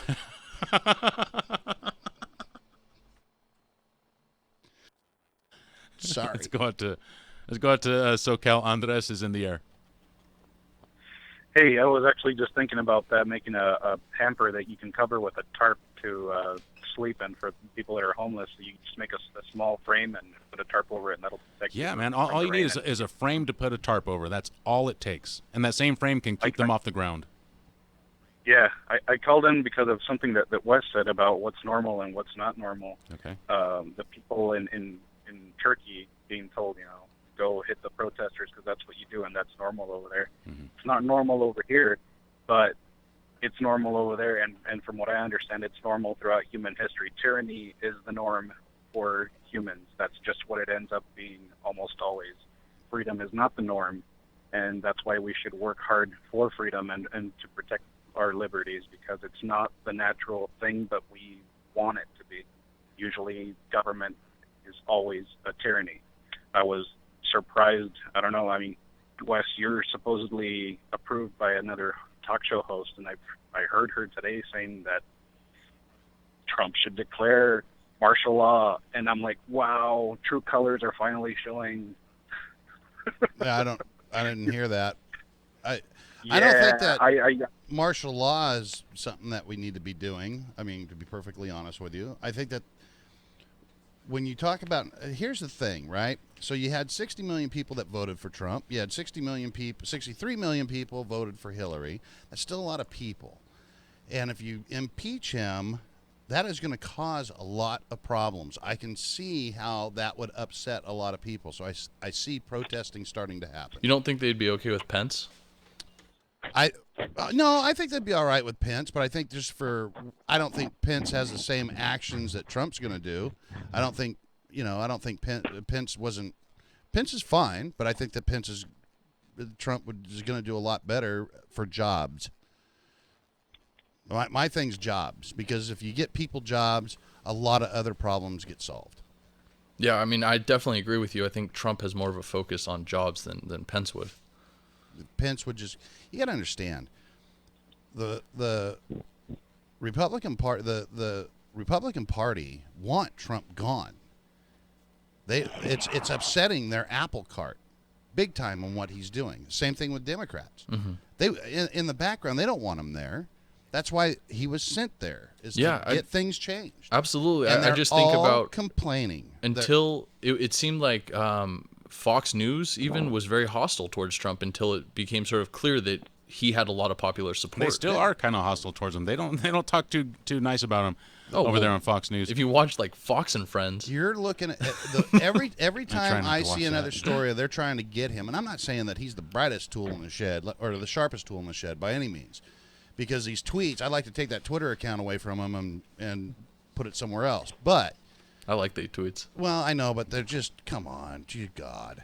So both these parties absolutely can't stand him because he is wrecking the apple cart. And so every story that comes out is more than just trying to get him, and people need to understand that. 479-1080, thank you for your call on both sides. Calling from SoCal. Up next is Billy. Is it Billy Goat? Billy. I think this is Michaels, what's up, bro? Hey, Billy. It's Billy Army and Watson, little man. I'm always tweeting, texting you out on the internet and whatnot. It's our famous always Facebook on your commenter. live feed, bro, on your stream, checking it out, getting everybody excited about it. Hey, what about the whole thing going on at UCSC with the George Blumenthal conspiracy? You guys touched on it. Why aren't they protesting that? They're getting the shaft. I don't see them out there shutting anything down now. Oh, I wonder why it is. Maybe because they're brainwashed. What do you think, Dave Michaels? You know what, Billy? We did talk about that a little bit. Thank you for your call. We did talk about that a little bit. What would they be protesting? Yeah. You know what? That is pretty damn bad. Okay, so what happened? What he's talking about is George Blumenthal. George Blumenthal ordered a audit survey to be altered to reflect nicely and reflect positively upon UC. I mean, they changed the whole damn thing from this program is being run inefficiently and poorly to, hey, this is critical to our community. This is a critical work that they're doing, and that's a huge difference. I mean, that's a lie, dude. That's a lie. I think for one, it is sort of a complicated issue, and it's sort of hard to get.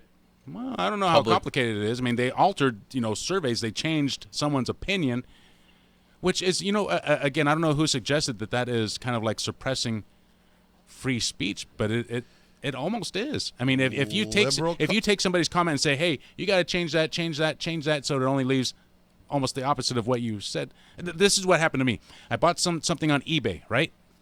And I bought some shoes that light up, and they didn't fit. So I typed a comment. I go, these shoes. This is the second time I ordered them twice. Same wrong size twice. So I write that in. These guys are horrible. Do not buy shoes from them. I got the wrong size twice. Don't buy. Right? And that guy was. Shoot, where was I going with this? I don't know. I think we have a story that's sort of like this. A woman in, I think, Great Britain wrote a 1-star review for a restaurant, and they went out, lawyered up, and basically, I think they sent her 2 14-page letters basically saying, we're going to sue your pants off. This is how much money you've cost us with your negative review. Right. You could go to jail over this. Basically, they were just threatening her to take this review down. Right. It was a negative review. That's what I was talking about. So the negative review on eBay, once I gave it, I tried to modify it, and he wanted me to give him a better review. They've got the problem fixed and everything. Could you put something positive about me? Well, no. No, I'll you put messed a neutral, up twice. I'll put a neutral comment there, and that reflects badly on him, right? But I'm sorry. I'm not going to change what I said because that's true.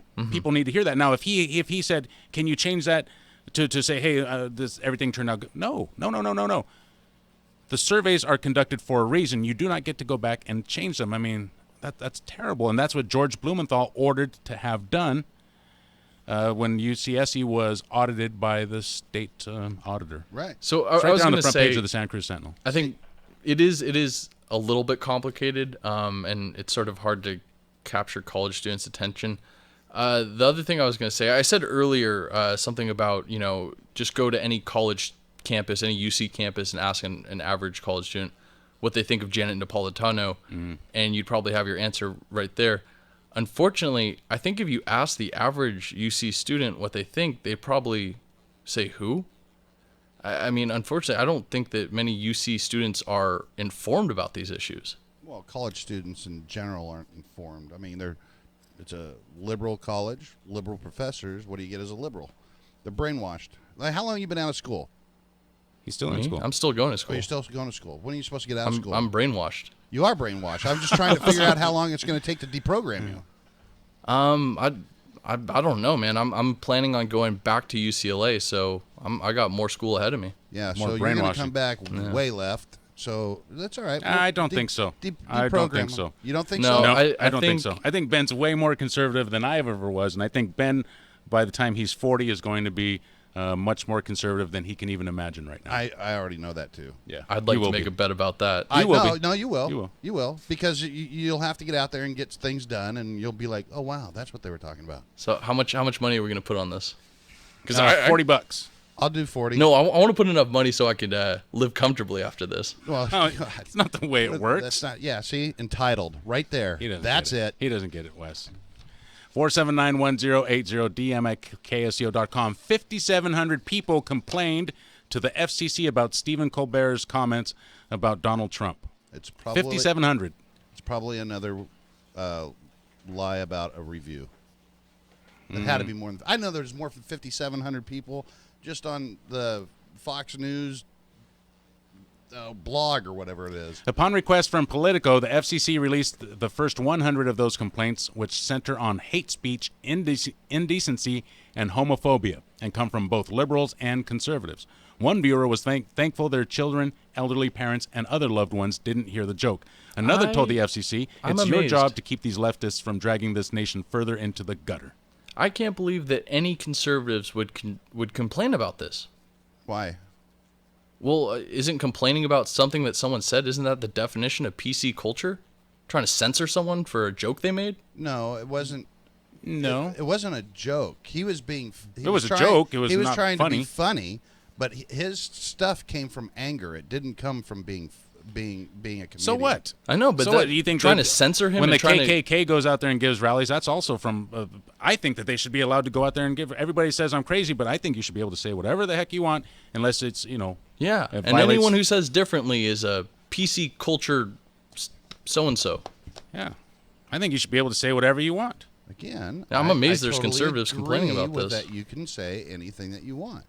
I'm not saying that he didn't. I'm just saying that what constitute as Would you trying complain? to be funny. Would I complain? No, I don't care. I have a No. life, number one. Well, that's Right? what it comes down to. Is that one? He's on late at night. If your kids are up that late, that's a shame. If you're DVRing it and then watching it the next morning, you shouldn't. Your kids shouldn't watch it anyway. I'm talking young kids, and I don't care about the joke. I mean, Wow. I really don't. It was bleeped out on television hey. anyways. Oh, It man, was we got bleeped out a on phone this call. coast, but not on the East Coast. I think because it was live, wasn't it? We got a phone call to get to, and then I got an email here or a text I about doubt it. Ben, which is really, really good. If we can censor ourselves, I'm sure that Yeah, we can CBS censor Wes. can do that. Let's see. Let's get out to Santa Cruz. Gray, you're in the air. Howdy. What do you think is the relationship between George Blumenthal and Janet Napolitano? Isn't Janet George's boss? And if she orders him to do something, would he have to do it? And how do we know he hasn't kept some kind of record of that order that he can't really disclose given the nature of the issue? Right. It sounds familiar to like something on a national scale, but we have to be fair. And Janet Napolitano has not been accused of anything. George Blumenthal, on the other hand, apparently ordered that those surveys be doctored to reflect a more positive opinion. Thank you for your call, Gray 479-1080. Ben, oh darn it, I don't have time for this. Ben, why don't you and someone go up to UCSC and interview students on pertinent issues? Give them a little out-of-classroom education and then podcast it later. Oh, a little local Waters World. I got that. That would be great, That would man. be good. Send Ben up there. You're headed up there, buddy. He can infiltrate with the young, brainwashed guys and just fit right in there. Yep. KSEO Santa Cruz Flight 1080. If it's not stopped by the special counsel investigating Russian election meddling. Correspondent Bill Rakoff's in Washington with more on Mr. Trump's Oval Office meetings with officials from Russia. The Times report says Mr. Trump told the Russians, "I just fired the head of the FBI. He was crazy, a real nut job." The comments were made before this week's announcement of special counsel Robert Mueller to pick up the Russia probe. The White House responded by saying that the real story here is the leaking of private and classified conversations. White House hopes that Trump could leave scandalous allegations at home were crushed with another revelation after that one. Justice correspondent Jeff Begays. According to the Washington Post, the FBI investigation has identified a significant person of interest as a current White House official. The Post did not offer a name, but says the person is a senior White House advisor who is close to the president. A man's in custody in Hawaii after the FBI says he tried to storm the cockpit of an American Airlines plane flying in from Los Angeles. CBS News has learned Anil Uskanil first opened a secure door at LAX hours before boarding, was arrested and given a misdemeanor for trespassing. Hours later, he boarded the flight bound for Honolulu. Transportation correspondent Chris Van Cleve says the man was standing next to the bathroom in front of the plane holding a laptop when he tried to force his way into the cockpit. The TSA says initial reports are that he became belligerent on board after he was asked to be seated and had to be subdued by an airline employee and an off-duty Honolulu police officer. The plane was also escorted into Honolulu by 2 F-22 fighter jets. The plane did land safely. A warning for credit card companies taking on riskier consumers. CBS News business reporter Jason Brooks. Credit card companies may be finding themselves in the same kind of trouble that hit mortgage lenders a decade ago. A Wells Fargo research note is downgrading the credit card sector on what it calls a subprime problem. The analysts point out that charge-offs for credit cards, people not paying their bills for several months, rose to 3.6% in the first quarter, a significant rise from a year earlier, lifting the rate to a 4-year high. Possibly every horse carriage driver's worst nightmare, horses backing up, a driver falling off, and the wheels rolling over them. That's what happened in Charleston, South Carolina, when someone dressed as a T-Rex started growling as the carriage was going by. The driver says naturally the horses got spooked. The most important thing to me, not a scratch on the animals and not a scratch on any of my guests. 26-year-old Nicole Wells turned herself in this afternoon, minus the costume, and is charged with disorderly conduct. This is CBS News.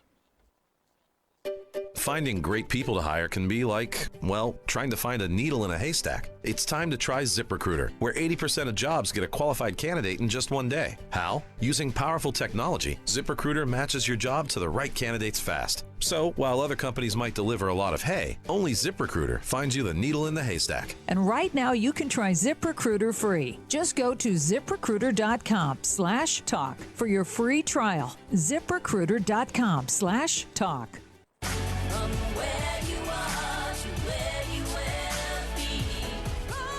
This is Charles Husband. Olivet Nazarene University believes that an education unlocks a person's potential. They believe an educated person has a positive impact on his or her community. They believe that education is not something to be contained, but imparted to the world. They believe in you. Learn more at graduate.olivet.edu. Olivet Nazarene University. Where you are to where you will be. A chunky monkey in Thailand is going on a diet. Wildlife officials in Thailand say a morbidly obese wild monkey who gorged himself on junk food and soda from tourists has been rescued and put on a strict diet. These days, the chunky monkey known as Uncle Fat is eating lean protein and fruits and vegetables. Most urban wild monkeys in Thailand are macaques, and they typically weigh about 20 pounds. Uncle Fat tipped the scales at close to 60 pounds. Veterinarians hope to release him back into the wild after a few months when he should look more like Slim Jim. Frank Sedapani, CBS News. Most just throw out the wrappers after they eat the candy. Not Emily Sailhammer of Pennsylvania. She saved 10,000 Starburst wrappers and has made a dress from them. The wrappers were given to her by her high school sweetheart years ago when he broke the ice by giving her a pack of the candy. They're now husband and wife, and she just posted a photo of the dress online for the world to see. Matt Piper, CBS News. A few years ago, my wife and I went shopping for amazing quality luxury bedding we could actually afford. And what did we find? Nothing. Hi, I'm Scott Tannen. Missy and I started Boll & Branch because we want you to be able to afford the best bedding in the world. By cutting out the middlemen and only selling online at BolandBranch.com, our award-winning sheets cost less than half of designer brands and are twice the quality. Every set is crafted from 100% organic cotton. They get softer and softer over time. That's why we have thousands of 5-star reviews, and even 3 U.S. presidents have Boll & Branch sheets. There's no risk. Try them for 30 nights. If you don't love them, send them back for a full refund. Go to BollandBranch.com today for $50 off your first set of sheets, plus free shipping when you use promo code SLEEP. That's $50 off plus free shipping right now at BollandBranch.com. Promo code SLEEP. BollandBranch.com spelled B-O-L-L and branch.com. Promo code SLEEP.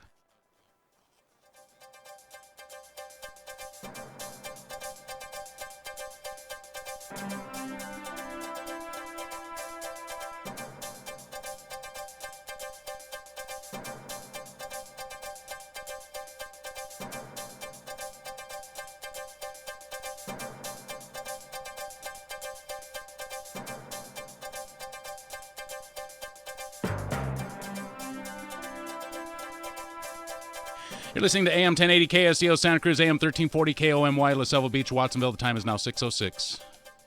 We've got traffic and weather. Hopefully, if I talk faster, speeds will move faster. No, that's not working. All right. Southbound 17 is slow moving as you approach Glenwood Cutoff. Good news here is that speeds have picked up near Vine Hill Road. That obviously, or hopefully, is no longer an issue. It is still slow moving, though, again, near Laurel Road. Glenwood Cutoff, that area. Speeds are about 10 miles per hour. Santa Cruz into Aptos, 10 miles per hour as well. Same thing in Moss Landing, both directions as you approach the harbor. Passing through Coyote Valley, southbound 101, tops out at 10 miles per hour. Stop and go in Gilroy, southbound 101, 10 miles per hour near the 156 exit. Actually, that's stop and go as well. Your weather forecast for tonight is for mostly clear conditions with lows around 52 degrees. Tomorrow should be sunny. Highs will be in the mid-70s. Sunday, a little bit cooler. Highs expected to be in the lower 70s. Your Monterey Bay boaters forecast for tonight. Southwest winds 5 to 15 knots, becoming west 5 knots after midnight. Wind waves 3 feet, becoming 2 feet or less, and west swells 4 to 6 feet at 9 seconds. The time is now 6:07. We're heading over to the newsroom. Headlines are being brought to you by Bedell Nelson and Harbert Insurance Agency, proudly celebrating over 90 years of serving the people of Santa Cruz County. Bedell Nelson and Harbert, one agent, one company, and answers you can trust. Their phone number is 426-3700. That's 426-3700. KSCO News Time is 6:08. Here's Phil. Thanks, Dave, and good afternoon, everyone. Despite reports of an isolated outbreak of the norovirus at a Boulder Creek summer camp, there have been no confirmed norovirus cases in Santa Cruz County. KSCO spoke with the director of nursing at the Health Services Agency for the County of Santa Cruz, Anita Alvarez, about the situation. At this time, there is no outbreak that we know of, and there are no confirmed cases. And important to know in terms of our communicable disease unit here at the county is that schools and facilities know to contact communicable disease if they have 2 or more cases. So in other words, if they're seeing like a pattern of individuals that are in a setting like a school or, a nursing facility with these symptoms, we are alerted, and then communicable disease unit gets involved in investigating. Alvarez went on to say the best way to avoid infection is frequent hand washing with soap and water. To report cases of the norovirus or other communicable diseases, visit santacruzhealth.org or call 831-454-4114. Watsonville police held a press conference yesterday afternoon about the recent arrest of a Santa Cruz neurosurgeon and 2 nurses. Police Chief David Honda spoke about what prompted the investigation. Information and video that showed several adults engaging in lewd acts with children as young as 3 years old. We immediately launched a full criminal investigation. Suspect Rochelle Brandon was quickly identified within several hours and was arrested at her home in the city of Watsonville. Second suspect was identified as Emily Stevens. Suspect Stevens was arrested in the state of Arizona. Detectives identified a third suspect, James Kohut. They established probable cause to arrest suspect Kohut, and in the early morning hours of Sunday, May 14th, detectives arrested Kohut at his house in Santa Cruz, California. Authorities have taken 7 children from California and Arizona into protective custody. A new development could affect the Sierra Lamar murder trial. A judge recently overturned a murder verdict in a different trial after determining that a lead detective gave false testimony. The same detective testified as an investigator in the Sierra Lamar trial.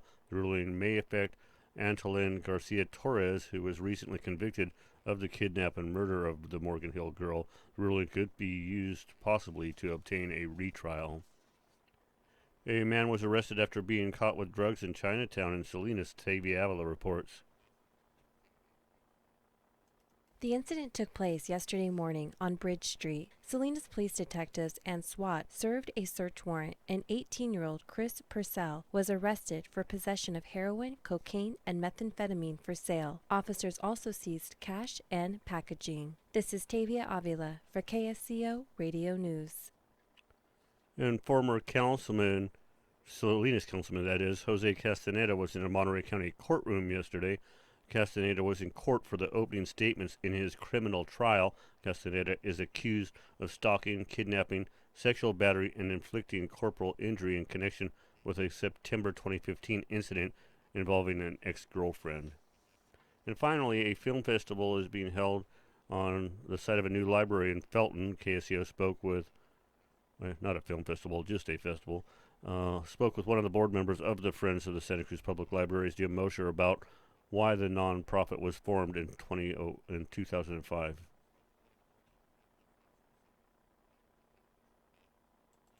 Because there was an effort by the Joint Powers Board to close the Felton branch, the little branch we have now in the church. And so it's been a long journey, but we're very, very excited with the passage of Measure S. We've now got the funding for the library. And also very exciting is that in addition to the land that the Verudis donated, we have an additional acre on the other side of Bull Creek. That's going to be a park run by the County Parks Department, and we're working very closely with them to turn that into an outdoor discovery and education area for all ages. We're building a really very innovative and world-class library.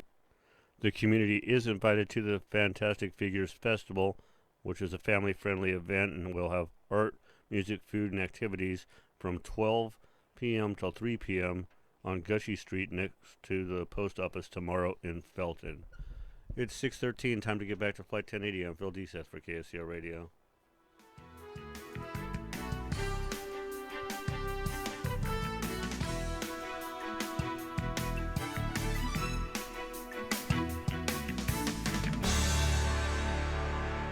Come enjoy the amazing Redwood Mountain Fair. Music, arts, fun, food, and microbrews. There's something for everyone June 3rd and 4th at beautiful Roaring Camp in Felton. 22 fantastic bands on 2 stages. Arts and crafts, expanded kids zone. Discount tickets and detailed information, links to bands and artists, all available online at redwoodmountainfair.com.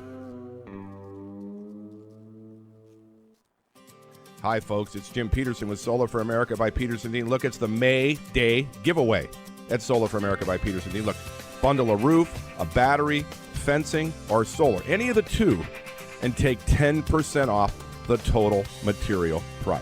That's insane. Materials are 50% of the cost of the total project, and we're taking 10% off the material cost during the month of May. Can't be combined with any other offer. This is the May Day giveaway at Solar for America by Peterson Dean. When May ends, so does my deal.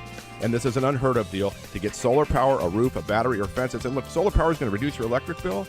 And with the tax credits and all the incentives that we offer here at Solar for America, you're going to be in the money. 888-981-7563. 888-981-7563. Again, 888-981-7563. 888-981-7563. It's the May Days giveaway at Solar for America by Peterson Dean. Call now. CSLB 468-117. Coming up this Sunday at 2 p.m. on Planet Watch, why are Americans so divided on their views about climate change? Researcher Connie Rosser-Reinolf has identified 6 different, very divergent beliefs which prompt unique responses. That's Planet Watch, 2 p.m. Sunday on KSCO AM 1080, sponsored by Day One Solar, your locally owned solar energy installer. Call 831-687-8097 or visit dayonesolar.com. You're listening to KSCO, serving Ben Lomond, Holone, and Santa Rita.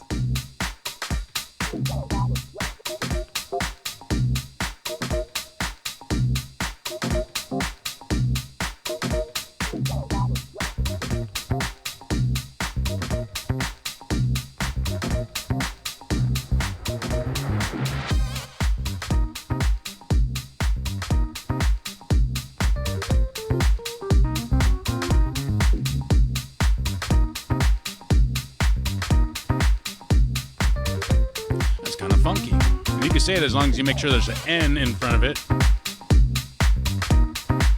That's a little inside joke.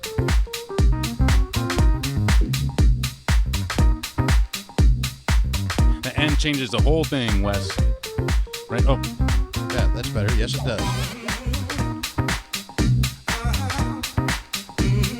Goes from the difference of getting in trouble with the FCC and not getting in trouble with the FCC. 4791080. We like the word funk. Funky. Funky monkey. Boy, did you see that fat monkey on our Facebook page? Oh my yeah, goodness. that guy is. Oh my man. He's got a belly like me. 4791080. Maybe that thing needs to join the circus, which is bad. He's in bad luck if that's because he could get some exercise, maybe jumping around on the trampoline. Don't they have monkeys riding the motorcycles in the ball of death? Don't they do that at the circus, Wes? They put the motorcycle on the monkey on the motorcycle, and it's usually is it a monkey spin or a around bear? that ball? I'm sure that PETA is there protesting any monkeys that are put in the ball of death. Nice job, PETA, because Ringling Brothers, Barnum and Bailey Circus, is closing this weekend. It's the last show ever. Wow. Ever. I'm not talking about animals. I'm not talking about any. I'm talking the last show ever. The greatest show on earth is ending this weekend. Forever. It is going to be the final show. Will be somewhere on the East Coast. I can't dig it up in this story, and it doesn't really matter. The last show will be this weekend. Is this a good thing or a bad thing, Chris? I mean, when's I don't know when the last time you took Max to the circus was, but when you did, or if you have, did they have animals there? I mean, is this a good thing or a bad thing for you? Ringling Brothers closing down? I think it's cool as long as the animals are taken care of. Well, I think they're just going to close down the circus and leave the animals in the tents. And then what? That's abuse. No, they're not going to do that. Of course, the animals are going to be taken care of, but you think the circus has outlived its, or do you think it was the politically correct, the PC, animal-loving, tree-hugging, pot-smoking? I just think liberals hippies. don't want anybody to have any fun. They're the new Nazis.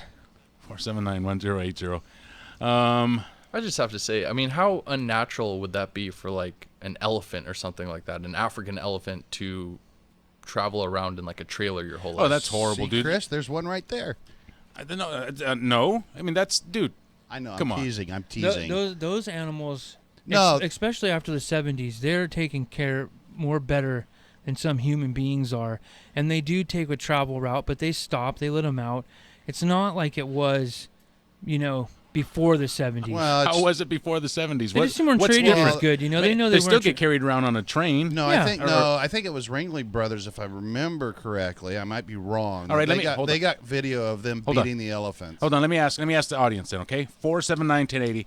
Is this a good thing or a bad thing that Ringling Brothers is going to close? And then we'll discuss this, and I'll have my say next, and then Ben. So you say, Chris, what?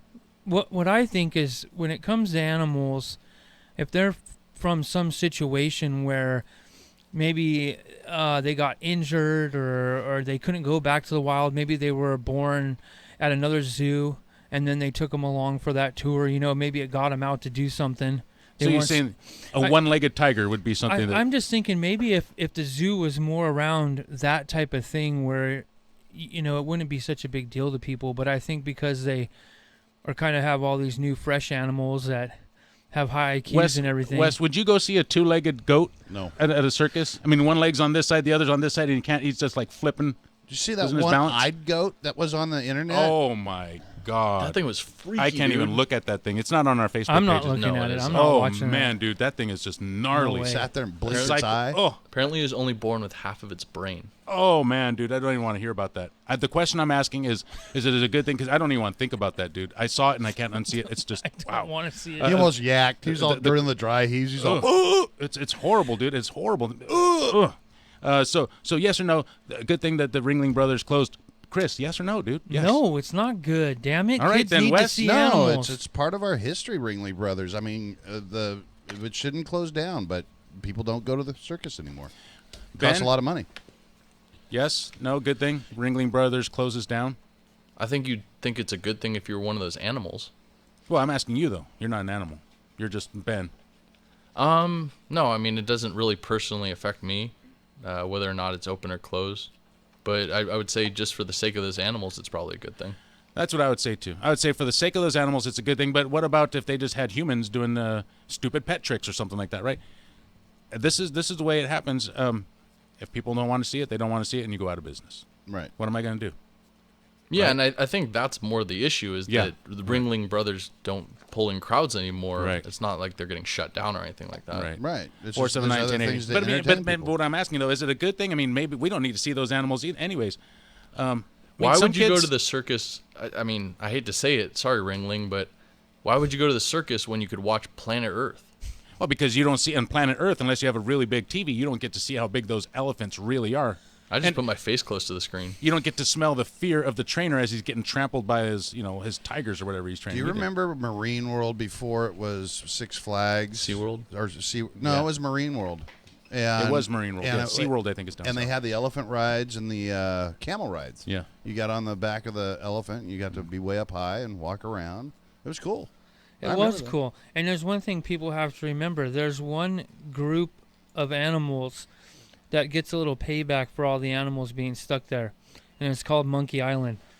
When you go on the boat on Monkey Island, they had to keep the boat away from it because the monkeys, they chuck their turds at you. And so 479-1080. there's turds flying everywhere, splashing in the water. And we're asking, what is all this? What all is? The women says, they're throwing their turds at us to keep us away. That's what they do. So see, the monkeys get it back. They start throwing turds, and you got to watch out because they're flying. 479-1080. Let's head out to the phone lines. There's no matter what, you work the word turd into every show, don't you? At least. Okay. Jim in Seaside, you're in the air. How you doing, fellas? Good, Jim. What's up? Yeah, the animal thing, man, is I don't know. It just if you've ever owned a cat or a dog or any kind of mammal, it just seems more cruel. Once you really look at it, I guess when you're younger, it seems exciting, but once you see what that animal is doing, it's an unnatural act, and it's like you get locked up, and they can't do what they want to do.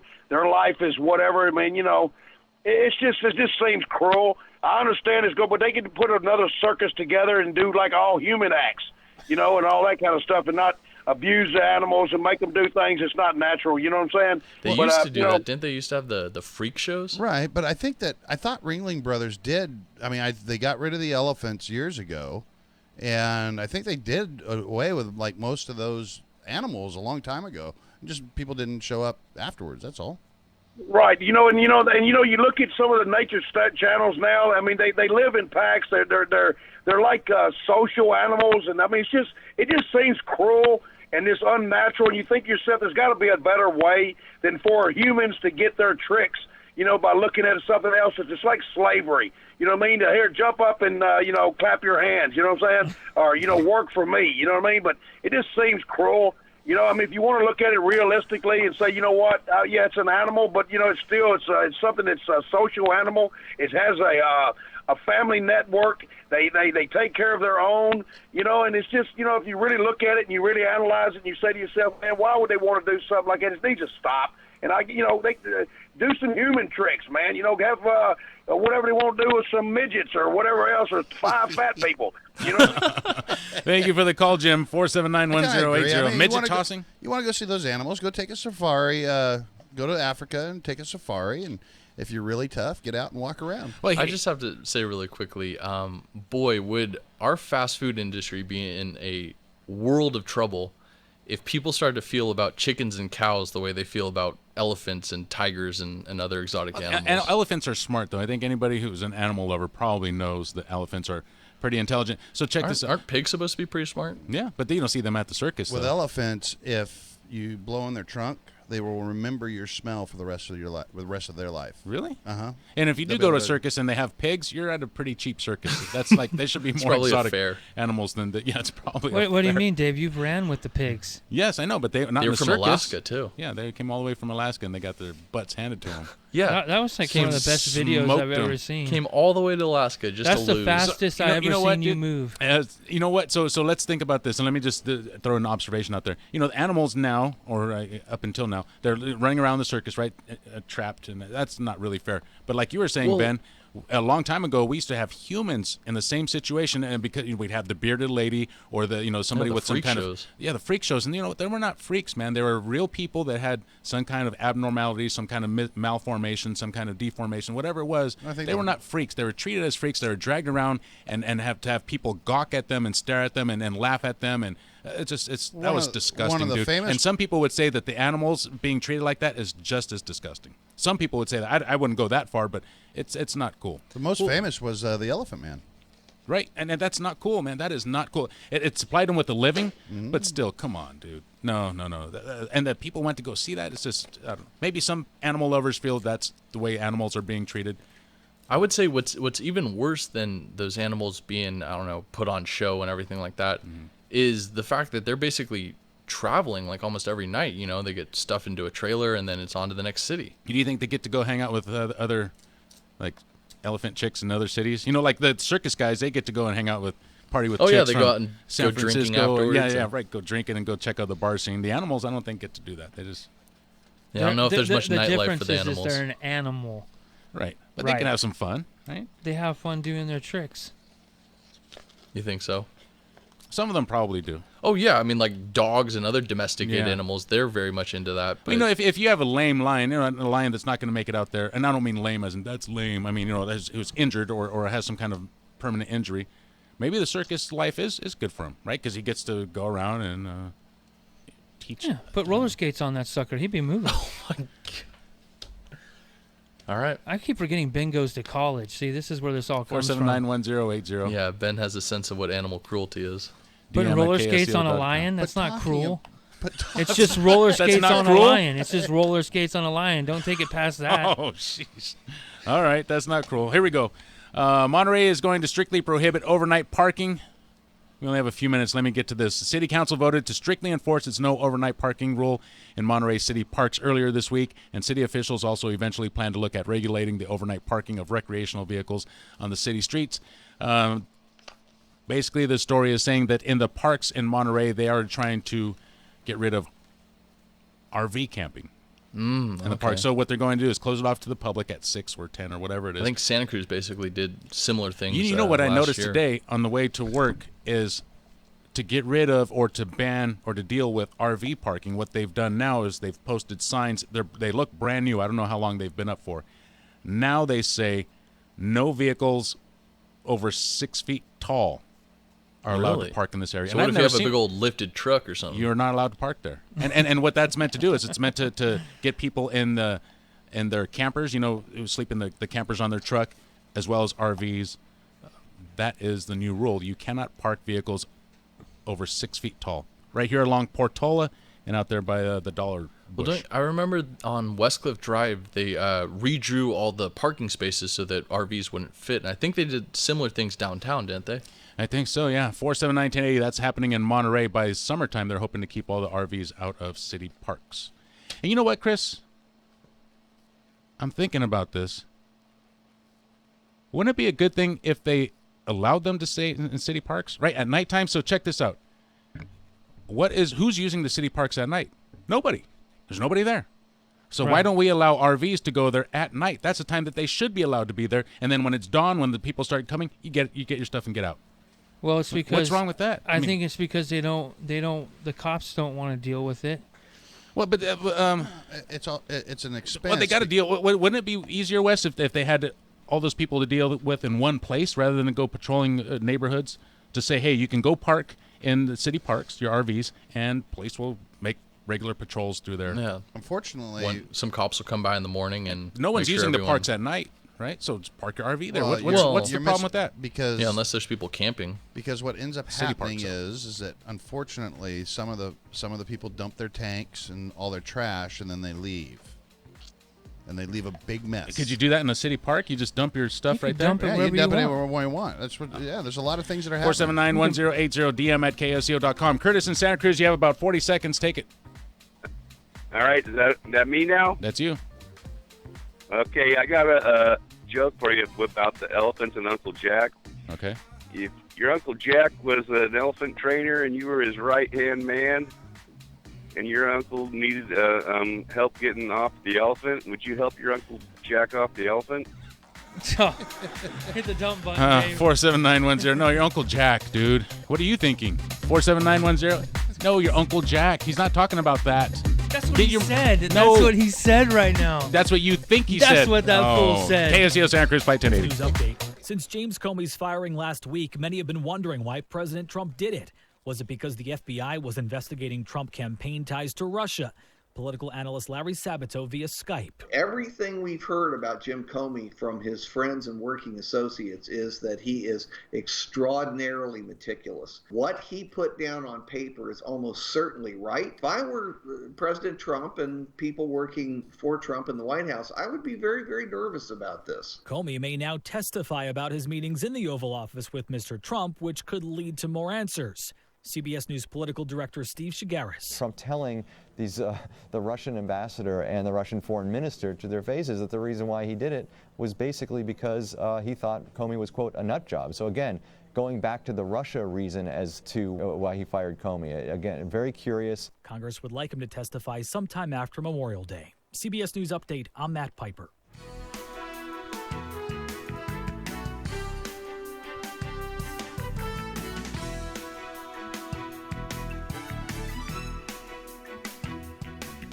You're listening to KSCO Santa Cruz. It's 6:32 and time for local headlines. Here's Phil Deseth. Thanks, Dave, and good evening, everyone. The Salinas Police Department is looking for qualified people to join as officers and staff members. Positions are available for new and experienced police officers. For more information regarding appointments or employment, call 831-758-7164. And the 11th annual Santa Cruz Greek Food Fair is being held this weekend. The event will feature authentic cuisine, spirits, live music, and dancing. The fair starts today and runs through the weekend. It'll be held at the Prophet Elijah's Greek Orthodox Church on Church Street, near Center Street and the downtown Santa Cruz Library. For more information, visit livelikeagreek.com. And National Rivers Day will be celebrated in Santa Cruz tomorrow. In celebration of National Rivers Day, Save Our Shores and the city of Santa Cruz are hosting a community levee cleanup along the San Lorenzo River. The celebration seeks to combine awareness with action to keep Santa Cruz watersheds healthy. The public cleanup along the San Lorenzo River will be from 10 a.m. till noon tomorrow. For more information, visit saveourshores.org. It's 6:33, time to get back to Flight 1080. I'm Phil Deseth for KSCO Radio.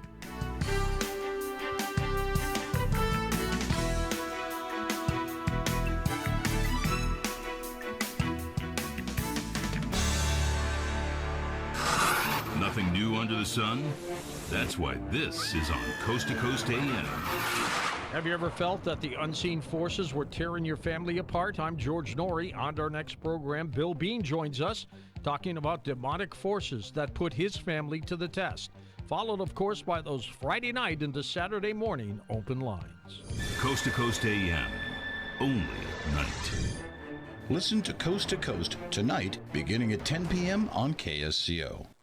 If you love cats, if you love dogs, or horses, pigs, birds, or frogs, there's a lot of ways to help if you're sincere. With a little bit of money, or you can volunteer. You'll save a life when you adopt. You're just getting started. Please don't stop. Right here on the Monterey Bay, you can save some critters with the SPCAs. Open up your home, donate a car, or pull some bucks from your small change jar. Give a little love, share a little time, save a little life, gain peace of mind. All the SPCAs of Monterey Bay. It's always open house at the Mike Young Real Estate Hour, and you are always invited to walk right in and join the discussion. Hello, I am Mike Young, and I love talking real estate with all the experts and with you. So get a jump on the Real Estate Weekend every Friday, 7 p.m. on the Mike Young Real Estate Hour, right here on Listen and Be Heard Radio KSCO. The Mike Young Real Estate Hour is brought to you by Thunderbird Real Estate, Real People Selling Real Estate, by Rick Williams at American Pacific Mortgage, and by Steve Manville at Farmers Insurance. Friday at 7. See you then. Finding great people to hire can be like, well, trying to find a needle in a haystack. It's time to try ZipRecruiter, where 80% of jobs get a qualified candidate in just one day. How? Using powerful technology, ZipRecruiter matches your job to the right candidates fast. So, while other companies might deliver a lot of hay, only ZipRecruiter finds you the needle in the haystack. And right now you can try ZipRecruiter free. Just go to ZipRecruiter.com/radio offer for your free trial. ZipRecruiter.com/radio offer. You're listening to KSCO, serving Aromas, the Carmel Highlands, and Paraiso Springs.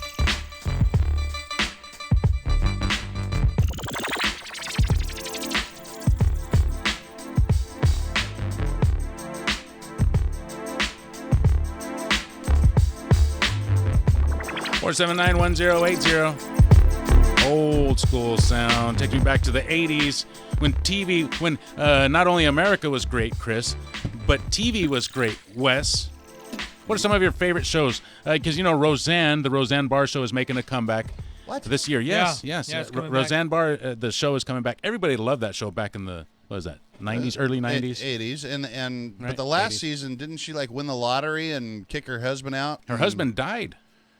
Oh, in the show? In the show, yeah, he died. But she says, according to this, that she thinks that they would just work it out, that he faked his death and came back to his family afterwards, and there you go. Okay. Okay. I wonder if she's broke and she needs more money. I would say in real life. In real life. Yeah, in real life. Maybe, I don't know. Who doesn't need more money in Hollywood? Right. 479-1080. I could use more money. Yeah, sure, everybody can. Jim and Seaside liked that song. He did. That was a good song. Had a I like great that too. beat. That was that's Otis McDonald, and that song is called Drive. Keep that in mind because I'll forget it. Is that more license-free music, or is that a local artist? No, that's more local license-free music. Yeah, because we can't play licensed music anymore. So I guess the original cast is going to be back with the show, the Roseanne Barr. Was it just called Roseanne, right? Not the Roseanne Barr, so just Roseanne. I just think I was talking to somebody else about this, and I think that it's going to be too politicized. I think the show is going to get ruined with I think PC so too. liberalism. I have the same feeling, but yeah, because you can't say the same things that you said in the 80s and the 2000s. That would be bad. That's like it's just like bringing Sanford and Son back, or some of those old shows would be hard to All bring in the back. All in the Family. Family, Sanford and Son. Yeah, those are gnarly shows. Or even Good Times. Oh yeah, good. Oh come on, please. Yeah, those were good shows. Okay, so the original cast is going to be back. Ben, you and I were talking about this yesterday, and you asked me Who's Roseanne? what show would I like to see a reboot I'll be of, honest, right? I've never seen the show, Roseanne show. I've seen it a couple times. It wasn't my cup of tea back then. It probably won't be now. I like John Goodman though. But I do like I did like to watch. What shows did you watch, Chris? Real quick, I had a thought that came to me. It's not going to take a long time to explain Uh-oh. it. The reason why everyone liked that show was because there was 3 or 4 channels on the television, and there was nothing else to watch. Right. So That's why we what shows watched it. did you watch? Well, we watched that one because it was new. All right. Well, what other shows did And- you watch? and- Here's a question I want to ask you, and we want to ask you. Ben asked, but what is it, Ben? What? So if you could have any show from history be rebooted, which show would you choose? But there's a catch. It has to be with the original cast. Ooh. So it basically Huh. I don't know if you could do shows from like the 50s. Well, you're definitely not doing the Golden Girls. There's not going to be any Andy Griffin. Or Leave It to Beavers. Leave It to Beavers. I always thought a good show that I really liked from my childhood was That 70s Show. But that's not that old though. Yeah, but definitely that's a show that you could reboot today. I mean, Yeah. I'll admit that show was funny. It had its moments. You could probably do Happy Days. With the original cast? No, Isn't for- Fonzie dead? No, Fonzie No? isn't dead. Just But the Chachi. No, Joni died. Joni died. Joni died, yeah. Joni. Well, the first I one liked that- Airwolf, and I think Ernest Borgnine is Yeah, dead. he's long gone. That was a bitchin' Airwolf song, was cool. and yeah, remember Airwolf that? was cool. You can actually get that on. I think it's Netflix. I Really? was watching yeah, it not too it's, long it's ago. on there. I have it. But you know what? The first one that came to my mind was Cheers, because I loved that show when I was young. How I about used to watch Batman? Cheers. Adam West is still alive, isn't he? Yeah, that would be interesting. And who played Robin? Is that guy still alive, or was there a Robin, or was I don't, no? I don't There wanna was a see Robin. two Yeah, old there was a wrinkly Robin. dudes in tights. That's not going to work for me.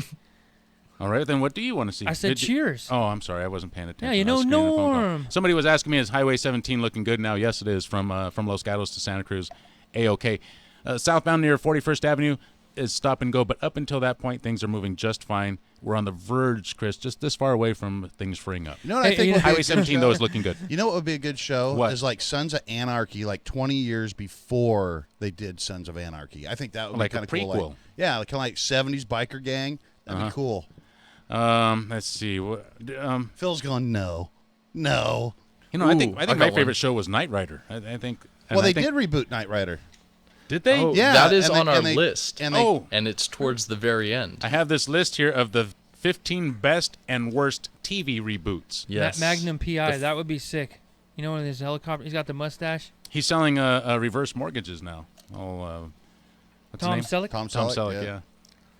I think he'd do better with a reboot of Magnum PI. Fantasy versus Island, but you couldn't. 'cause Oh, dude, the midget Mr. and the old Rourke's man dead. are alive. Yeah, and Oh, the midget. that's right. The midget's Yeah. dead too. Yeah.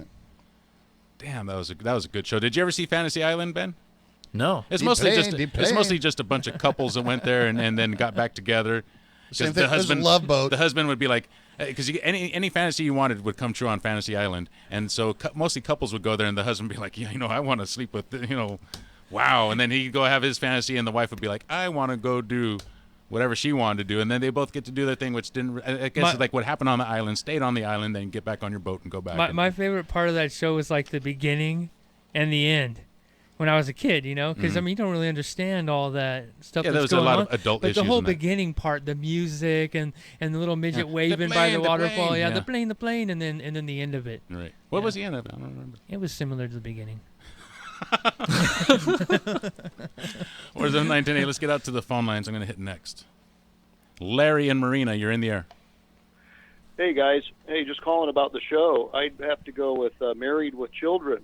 That was the second show ever broadcast when Fox first came on the air. It was the second Used to watch show that they one ever did. every night. when it Dude, was on. that show would still work too. Ed O'Neill is still around, and his wife, whoever played his wife, is Peggy. still. I think they're all still alive. Yeah, they are. Yeah, I think so. Yeah, Was it Peggy That or would- Pam? that would be good. Peggy was her Peggy. name. Yeah. Peggy. Yeah. 47910. Thank you for your call, Larry. And the daughter, what's her name? DM at Kayla. Christina Applegate. Oh my gosh, I don't know how she looks now. She could Kelly be- was her name, wasn't it? Wasn't yeah, it Kelly? She was nice though. They did a good job with And her. then Bud, was that her brother's name? Bud. That kid, What it pathetic was it was guy. it was the Simpsons Grandmaster Bud. real live action. Yeah, With, it was you know, kind a of little like more drunk. Yeah. Yeah. Andrew calling from Monterey. You're in the air. Hey guys, how about To Catch a Predator? reboot that and then have Anthony Weiner as a guest star. There you go. Well, that guy is in court today. Did you see thank you for your call. Apparently, he broke down crying. Did he? Dude, that guy. Well, yeah, he's going to go to prison. He's going to be a registered sex offender now, too. His What a career scumbag. is over. What a His career scumbag. is over. How was he not a registered sex offender before? Well, because he hadn't been convicted. No, it's I think everyone knew he was sending pictures of his junk around. though. everybody knew it, but again, you have to go to court before it's official. Okay, the worst was when he sent a picture and his kid was in the photo. I know, what a loser! What a straight up loser! Like he was sexing with some woman and his kid's like sleeping right behind a him girl, or dude. something. She's 15 years old. It was a girl. So can you just imagine when Hillary and Bill and Uma and Wiener were, because Oh, yeah. they were all, they had dinner, I'm sure, every once in a while, and Well, Uma and Well, Bill and Bill and Wiener like and nudging Hillary each other under the going- table. Yeah, exactly. Hey, dude, right on, brother. Oh, check out this picture, dude. Well, Bill was flying down to that island, where they were doing that kind of stuff. Yeah. See, what people don't know is all these rich globalists, they go around the world where they don't have laws like us that protect children. They go over there and do all these things with all these people. Then they try to bring it back over here to America, and they get caught. Right. That's why you want America in the world, people. See? I thought they just did that in pizza parlors. They try to keep it to pizza parlors, but okay. I have a list here of the 15 best and worst TV reboots. You ready? Ready. I'm ready. Okay, the best TV reboots: Dallas, Hawaii 5-0, Beverly Hills 90210. They did a reboot of that. Yeah, I think exactly. See, we don't even remember it. Yeah, That's how Battlestar bad. Galactica. I've seen that. That is pretty good. That was good. I didn't realize they rebooted that though. Which one? Battlestar Galactica. Oh yeah. Yeah, dude, no, the that original was back in the 80s, late Yeah. 70s, 80s. Oh, really? Right. Yeah, it starred Lauren Green and That's right. I thought yeah. the modern was the only one. Wait, was Battlestar Galactica the one with Twinkie, that little golden robot? Yep. Or was it the one with the dog? No, The that was his dog. name, dude. That Yeah. was his name. I know, I Twinkie. just- no, that was the dog. I never dog? watched that The show. dog.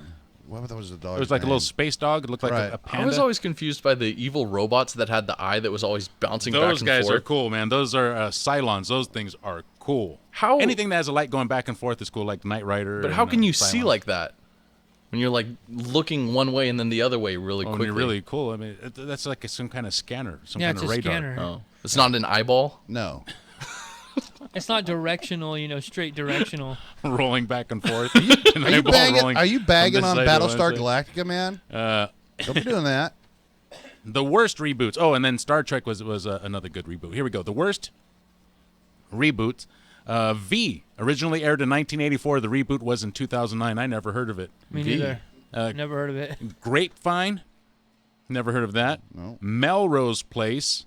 Yeah. I've heard of that. That was like a weak spinoff of It's 90210. soap opera during the night. That's all it is. Cupid, another one of the worst. Bionic Woman. Oh, they did a reboot of that. Yeah, I think that was on only like 2 or 3 nights and they shut it down. Same thing with the Knight Rider reboot. Really? Yeah. Wasn't there a modern Knight Rider reboot? Yeah. That's what. Yeah, that's what. Yeah. he's It was talking. a Ford Mustang. Oh, here it is. It's the 15th. Oh, there it is. Nominally a sequel to the original David Hasselhoff actioner, the new Knight Rider tried hard to update the concept of the talking supercar, but audiences, perhaps understandably, turned away when it became clear that the new star, Justin Buring, was no Hoff. Lots of behind-scenes turnover. Val Kilmer replaced Will Arnett as the voice of Kit, and much of the cast was fired halfway through the season. Wow. That is pretty, That's pretty like bad. that was attempt. kind of like a flavor of Doritos no one wanted to ever Yeah. know could exist. Why would you want Val Kilmer talking to you in your car? For some, I just try to What throw do you- the analogies at you, Dave. dude, what the hell? Doritos has some weird flavors. That's weird that you would say that, Chris. Oh, I know. I've seen it the other day, man. Just some stuff that's Ooh. like, whew. Did you know that in Europe, the flavor ranch doesn't exist, and it's called American flavor? Oh, really? Really? Yeah. I got my American flavored chips. Look at here's some Doritos flavors: coconut curry Well, I like curry, so that sounds good to me. and coconut.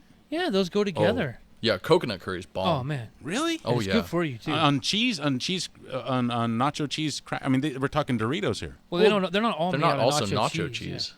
Yeah. They're artificial flavors, man. Wasabi and mayo.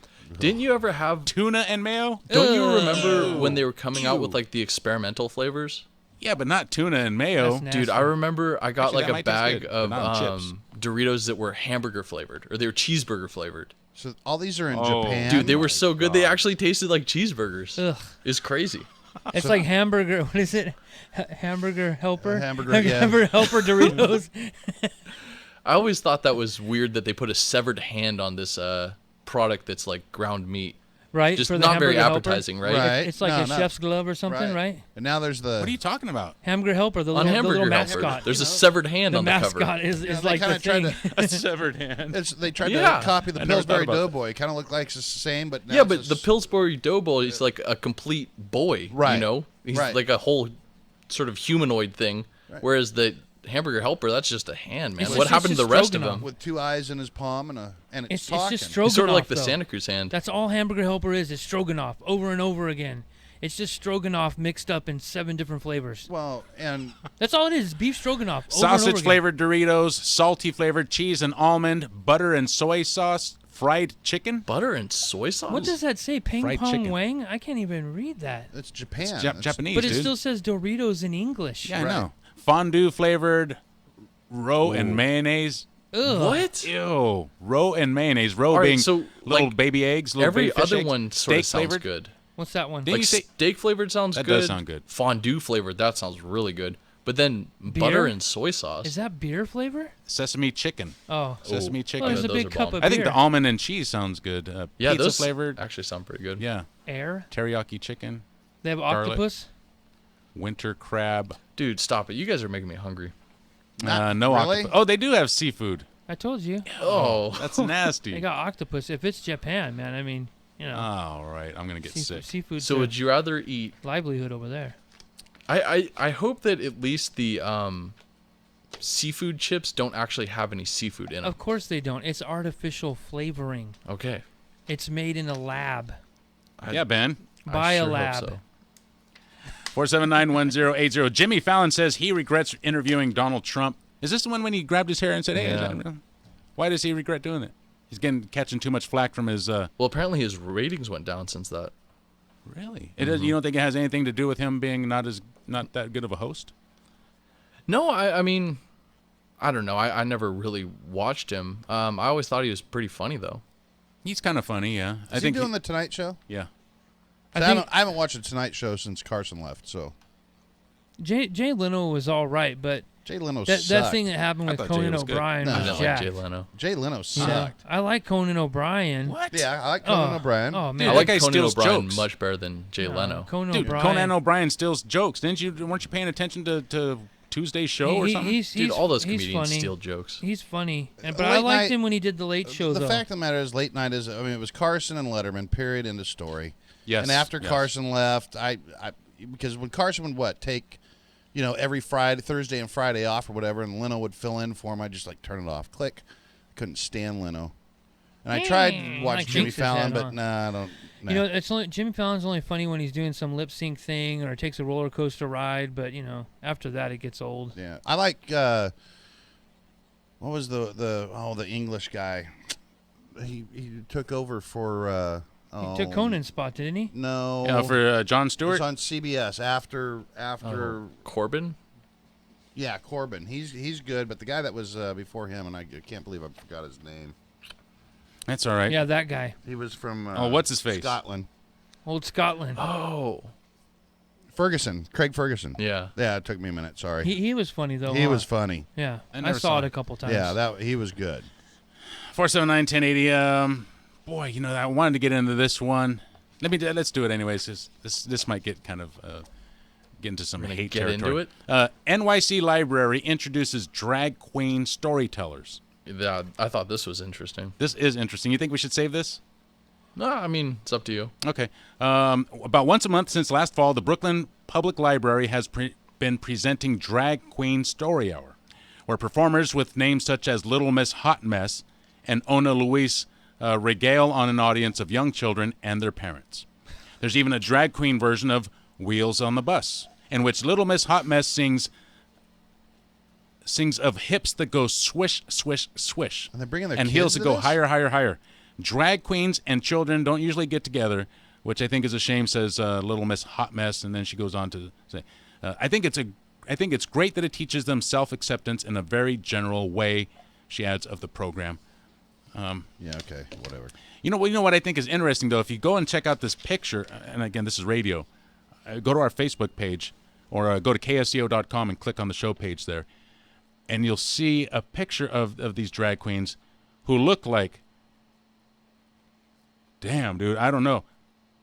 Tickled your fancy, did they, Dwave? No, they look... You just called him Dwave. They look extremely... Dwave. I mean, I don't want to sound like a jerk, but they're hideous looking. Oh, hey, that's your new So DJ you're You're not name. attracted to drag queens, No, Dave? no, and it's not just that. I'm not saying, you know, I don't want to judge who's good looking and who's not. But the way they're dressed is just bizarre, and they look like freak shows. They don't look like Caitlyn Jenner. Is that her name? Right. She doesn't dress like that.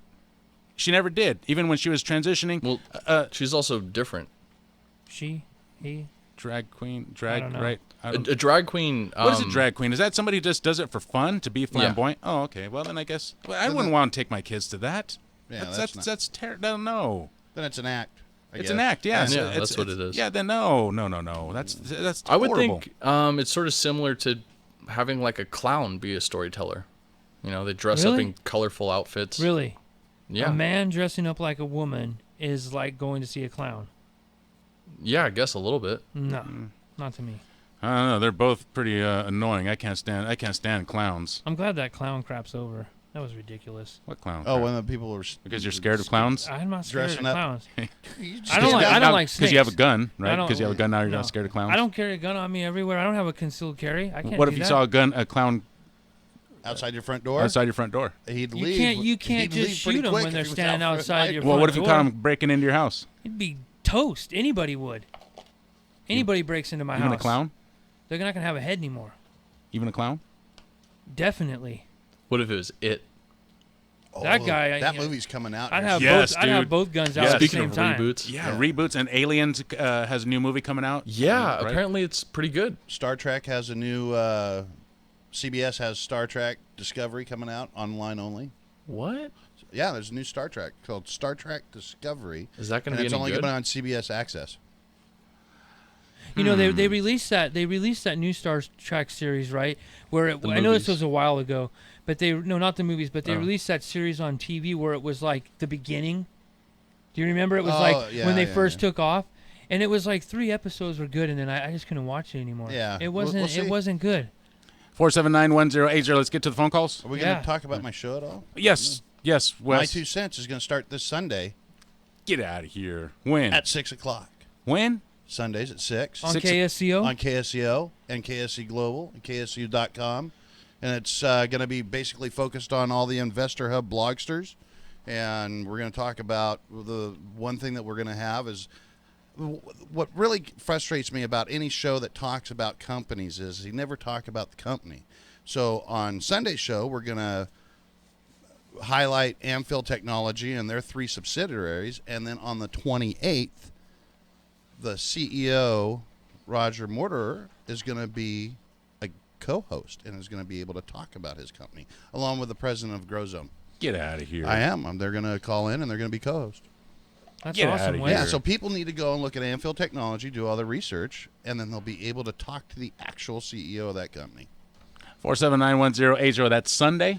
That's Sundays at 6, and it's going to be funny because it's me. Sundays at 6. Wes Holst will be hosting My 2 Cents Right. right here on KSCO. Oh, you can go to the Facebook page, too. You can go to Facebook. You can also download the app for your smartphone. You can catch it there. Right. The app is already Yeah, notched out there, right? You already Right. have your own Yeah. slot there. You can even see my little bald little head right there. And we got something else going on. What? 10 to 2 tomorrow. The Dave Cave. The Dave Cave. Yes, I'll be out there tomorrow, Chris. Thank you. Oh, thank you for telling me that and reminding me about that. We have 1 more minute. Let's share it with Chris. Okay. No, Curtis. Curtis. I'm here. Let's do it. Curtis, you're in the air. Okay, here I am. I got something where you were talking about all these comedians and stuff, and James Carlson seemed to be one of my favorites. He said something one night that just cracked me up. He said he felt really sorry for the homeless gay community in San Francisco because they don't have a closet to come out of. Oh, God. 479-1080, DM at KSCO.com. Did you hear reports that James Comey, that nut job, actually tried hiding in the curtains to get away from Donald Trump? Did you hear that? Yes, dude. He is telling friends. It's all over the news if you just Google it. James Comey, on at least one occasion when he saw Donald Trump walk into the room, tried to hide behind the curtains so that he wouldn't be seen. Because I guess Donald Trump was just trying The dude's to like get too buddy-buddy with him. 6'8". How could you possibly hide? I don't know. 479-1080, Chris. Put your tray tables up. Have a great weekend. Wes, we'll see you 6 o'clock. We'll be listening to you 6 Sunday. o'clock. Sunday, 6 o'clock. KSEO Santa Cruz, Flight 1080. Reported to have been said in the Oval Office that's been leaked. The New York Times says in a meeting with Russian officials,